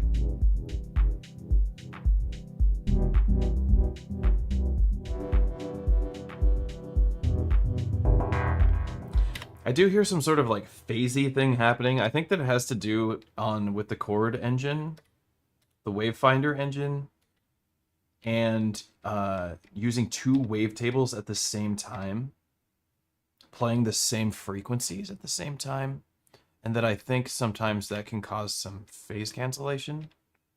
And if you look up Dub Techno, you'll find that messing with your phase is actually a technique used in a lot of Dub Techno production. It's not something I particularly like hearing all that often myself, partly because I have hearing loss in my left ear, quite a bit of it. And so I am already experiencing what feels like phase cancellation when I just turn my head too much. But I'm wondering if that is the case.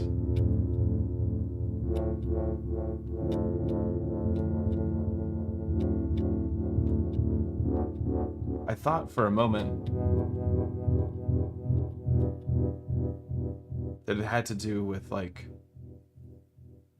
my inputs, but yeah.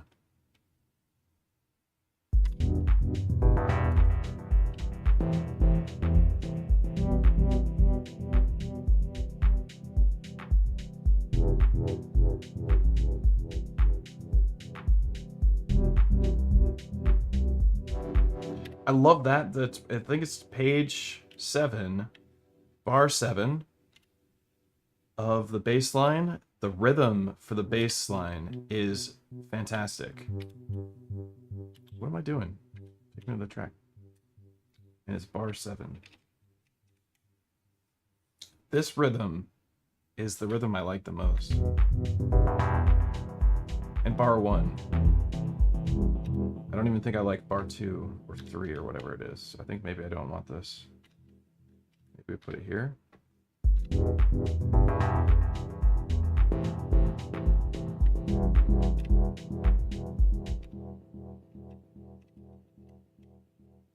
Three, 6, 8, 15.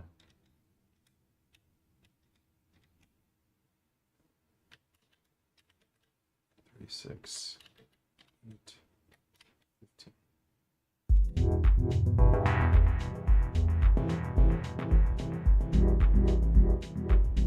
It is a good rhythm. It sounds good on every page. Okay. 3, 6, 8, 15. 3. Let's just do 3, 6.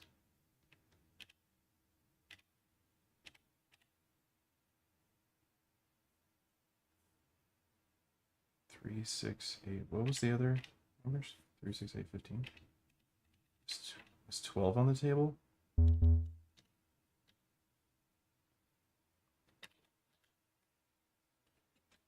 Maybe we'll put that here like this.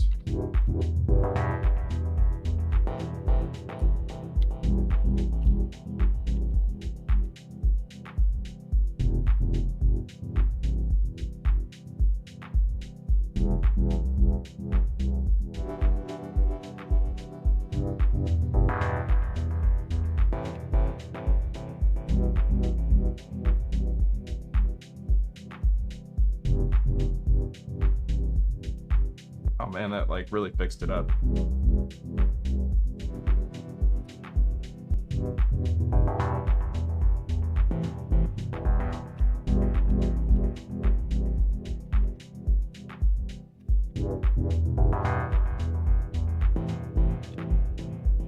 I like that.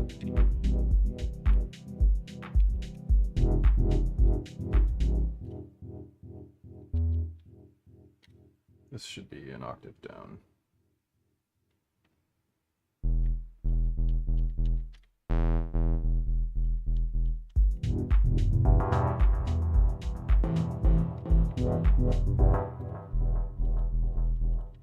A little bit longer.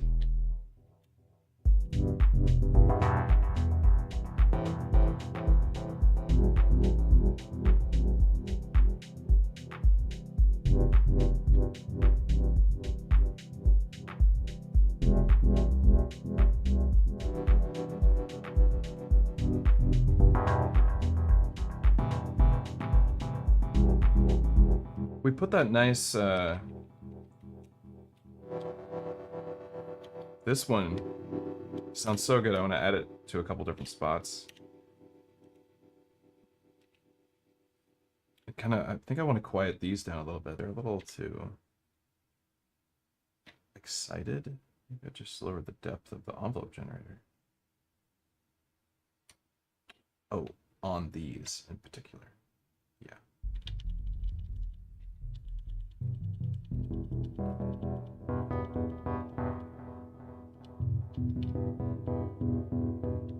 Maybe we want to give this a little of vibrato.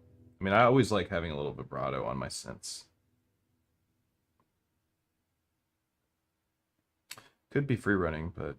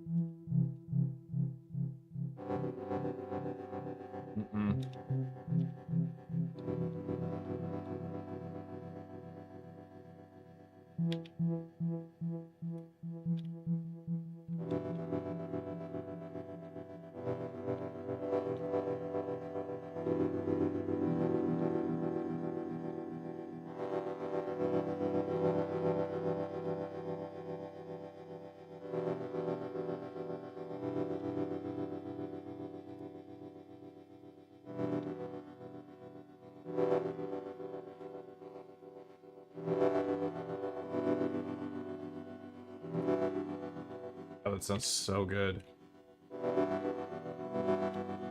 Sounds ridiculous.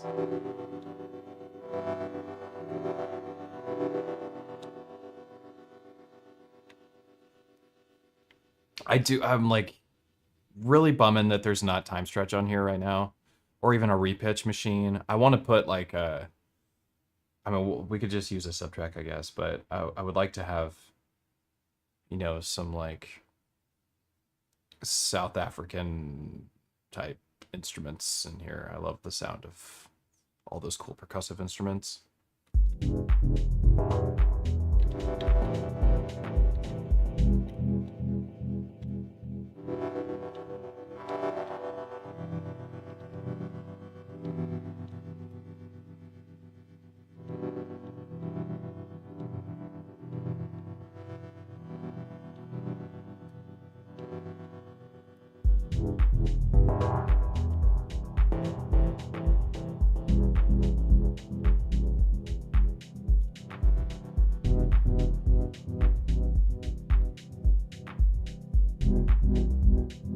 This folder is empty. What are you talking about? Get out of here.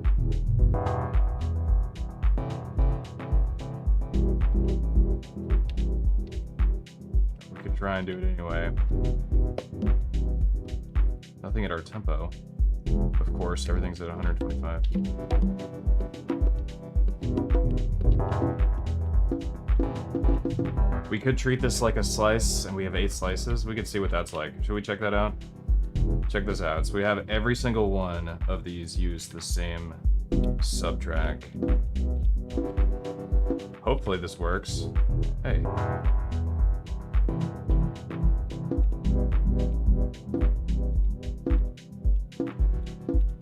Are they all playing the same thing? No.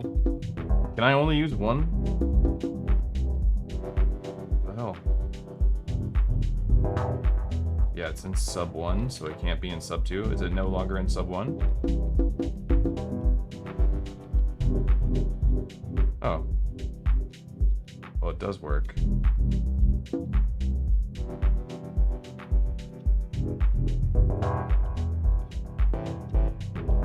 Have to go like this, for whatever reason. Okay. Okay, there we go. Okay. Okay, now we do really small window. Let's just keep it at 16th notes. What the hell?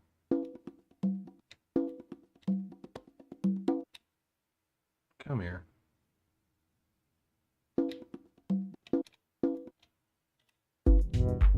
Okay, so here's the idea.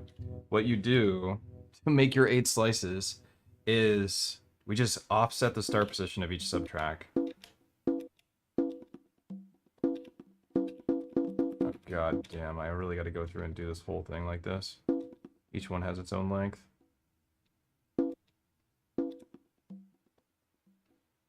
Oh well, it's worth it for the experiment, right? Can I just copy the page?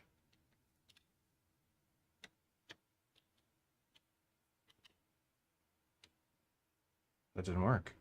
I guess I can't.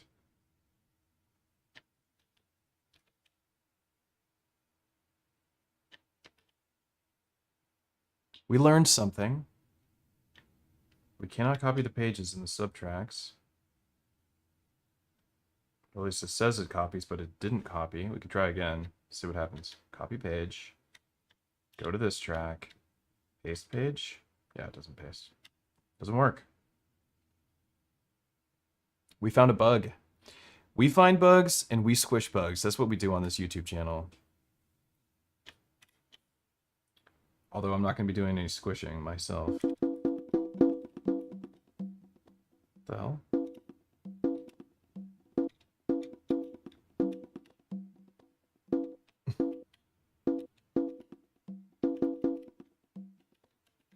What?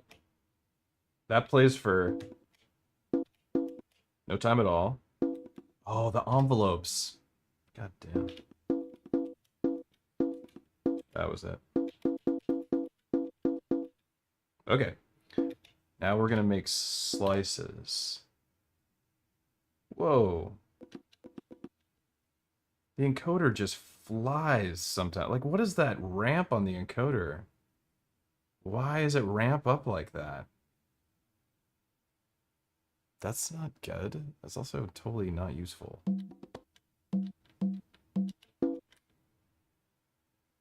That is so annoying feeling. I have to barely touch it.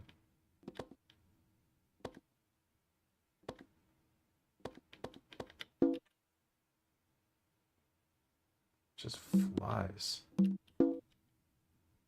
Whoa, slow down.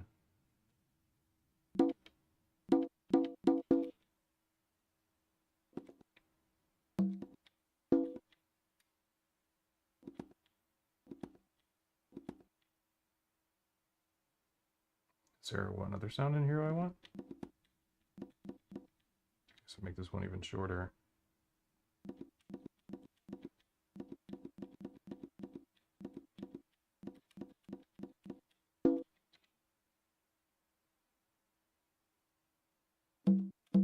Here we go.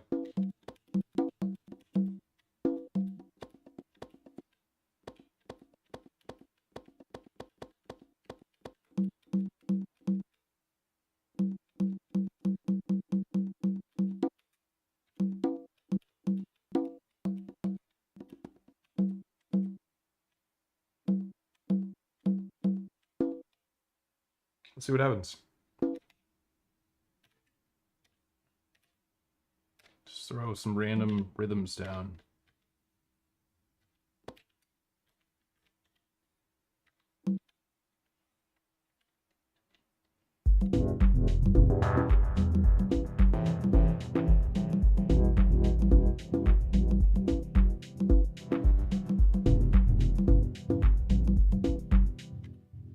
Okay, which one is it? Like, which one of these is not perfectly on the transient?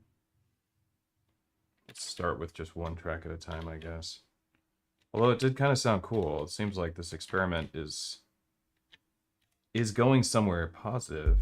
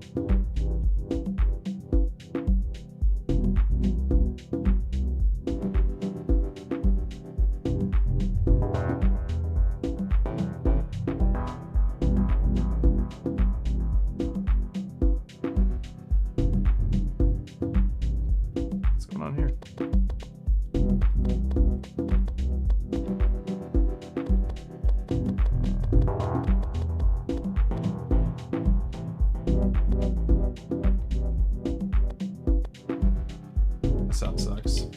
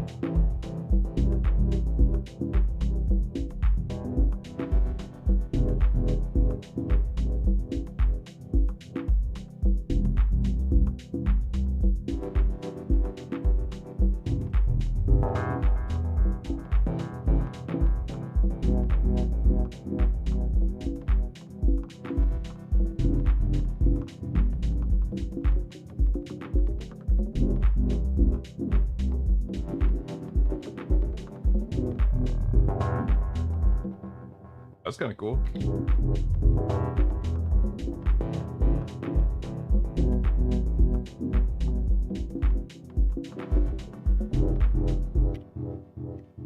We add an LFO to that.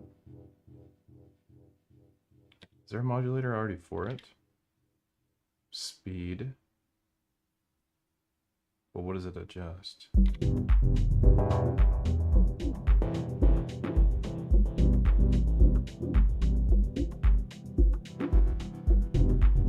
Yeah, no thanks.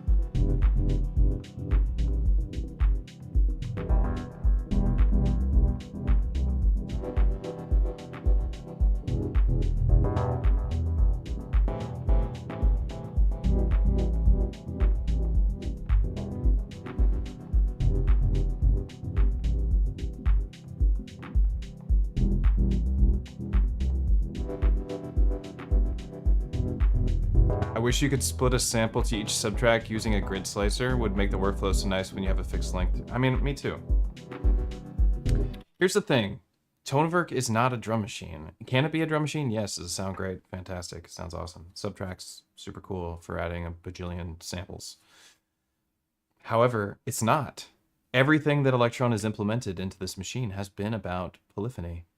And I've heard it from Elektron themselves face to face that the Tonverk is meant to be treated like a synthesizer, a keyboard, and like a sound design palace kind of thing, and not meant to be your drum machine. So I just don't see those features coming. I don't see them giving that attention to it. Time stretch, I think, is something that they should give attention to on the Tonverk, and I think that it's a necessity coming from even from the melodic side of things, resampling and time stretching and keeping things at the same pitch. Time stretch is really important when it comes to pitch. So I can see that happening, but I don't see anything else that helps us with our drums. Tonverk keys would be so sick. Honestly, I'm so on board with that idea. I think that would be amazing. A Tonverk keys would be super killer. I actually kind of like what happened here. I wanted to play with a different effect. I didn't want to just sit in the pocket of simplicity with delays and reverbs only. Like, we're playing with a chopped up the tom across a sub track, or a chopped up a bongo track or whatever that instrument is, and then threw a chrono pitch on it, and I'm playing with the modulation of the chrono pitch because it has built-in modulation on these effects, which is fun. It definitely adds some character to the effects. I tuned it up an octave so we could really hear what's happening.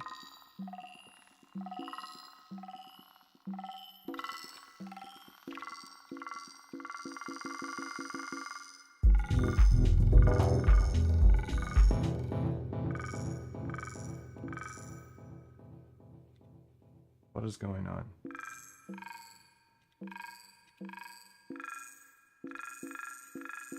Kind of funny. This is I think we found another little bug here, because I can't actually go up and down on the keyboard, but I did just change the pitch of this sample.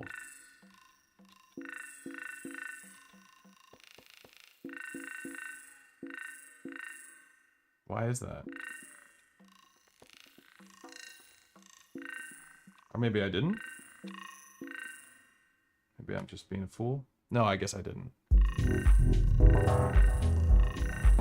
Why does it sound so insane? It didn't sound like this before.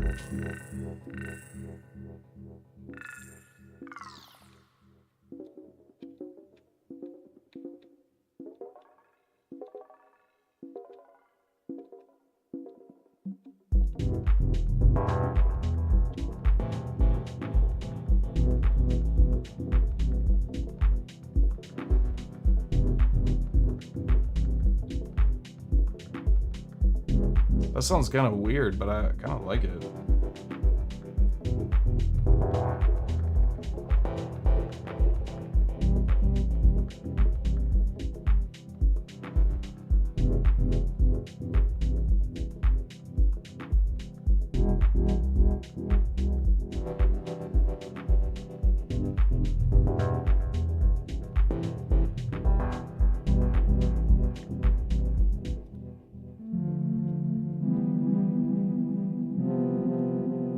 I imagine Grainer would be really good for making these dub techno chords too. I've been hearing the same pattern now for almost 2 hours, and I think it's about as much as this pattern I can take. But this has been a really nice meditation on using the Tonverk as a solo device for making dub techno.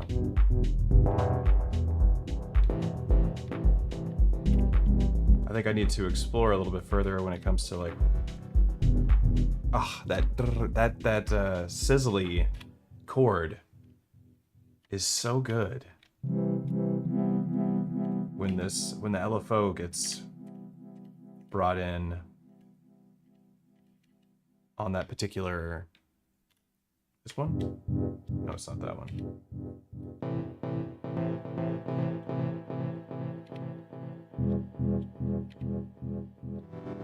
This one. This sounds amazing. I think just like square wave, tremolo on, just tremolo in general on dub techno chords is such a nice, like that. It really adds what I can't describe any better as, or I couldn't describe better than calling it sizzle, because it really does sizzle to me. It's like something really nice. And you can't, like, you just can't make this sound on a Digitone 2. It won't sound like that. You can make it sound good on the Digitone 2, but you can't make it sound like this. It's just special. Tonverk is special, there's no doubt. All right, folks. Well, it has been a really chill hangout stream, chatting and playing around on the Tonverk, making some dub techno, playing with chords and trying to figure out what is the best workflow. And that's what I like to do during these streams. And sometimes I need to give myself a pass about like not writing like, 4 patterns of music during a 2-hour period. That's not what I usually do when I'm making music. I'm very into the sound design of everything I do. Like I listen to things over and over. Like I have to hear it a million times for me to get into it. So I appreciate everybody hanging out with me while I do that, exactly what I do when I'm making music production on the channel. And our discussion about what to do with the drums. How do we approach that with having only 8 tracks, even though we have subtracks we want to perform live. Playing with Wavefinder, how it sounds, how good it sounds for making dub techno chords. It's very good. Some of the modulation that we did and playing with some of these effects and using multiple delays. That's kind of the territory that we covered for the most part. We could be doing some resampling. We really want a time stretch tool on here. We really want a repitch tool on here so that we can go a lot further with the drums. Because I would like to honestly, I could have just taken a loop, like a drum loop, a top line drum loop, just to have in the background and given it, played with effects on it, and just had it play. But I can't get it down to, I can't change the tempo of samples once they're in here. Not effectively. And you could repitch it and just kind of earball it, so to speak, where you just audition and keep playing with repitch until it lands on the tempo. It's just it's not a fun process, and you feel like, why am I doing this? There's other boxes that do this so much better. I'd rather just not do it. But hopefully we get those things added to the Tonverk eventually. Time stretch, I'm hoping, is the next thing that they add. If I don't know, but I hope that it comes soon so we can do more drum stuff on here. But I appreciate everybody for hanging out. If you want to get your hands on the wavetable pack that I made, you can visit patreon.com/EZBOT, coffee.com/EZBOT. There's a free pack of wavetables in my Discord in the announcement channel. Just join the Discord, it's completely free. There'll be a link to join in the comments section down below on this live stream on YouTube. And if you want to support the channel, you can visit those places as well. That's how you support this. Otherwise, you can make sure you subscribe if you enjoy this stuff. Subscribe to the channel. And leave a comment down below what you think of your Tonverk and how you're liking Wavefinder, and do you enjoy making dub techno like I do, and the meditation that goes into it. It's a very meditative genre. It's a very hypnotic kind of genre where it's just things are kind of just bouncing around with this background. It feels really good. I like where it takes me mentally, and it like slows my heart rate down, which I can use often, especially when I'm drinking Red Bull as I make dub techno, which is ironic in some ways. So yeah, let me know what you think. And thank you everybody for hanging out. Love you all. Also, make sure you watch the news. Pay attention, especially if you're in the US. Pay attention to the news. Watch stuff. Make sure you know how to vote in your state in case they do some weird stuff. And register to vote. Really important to me that everybody does that.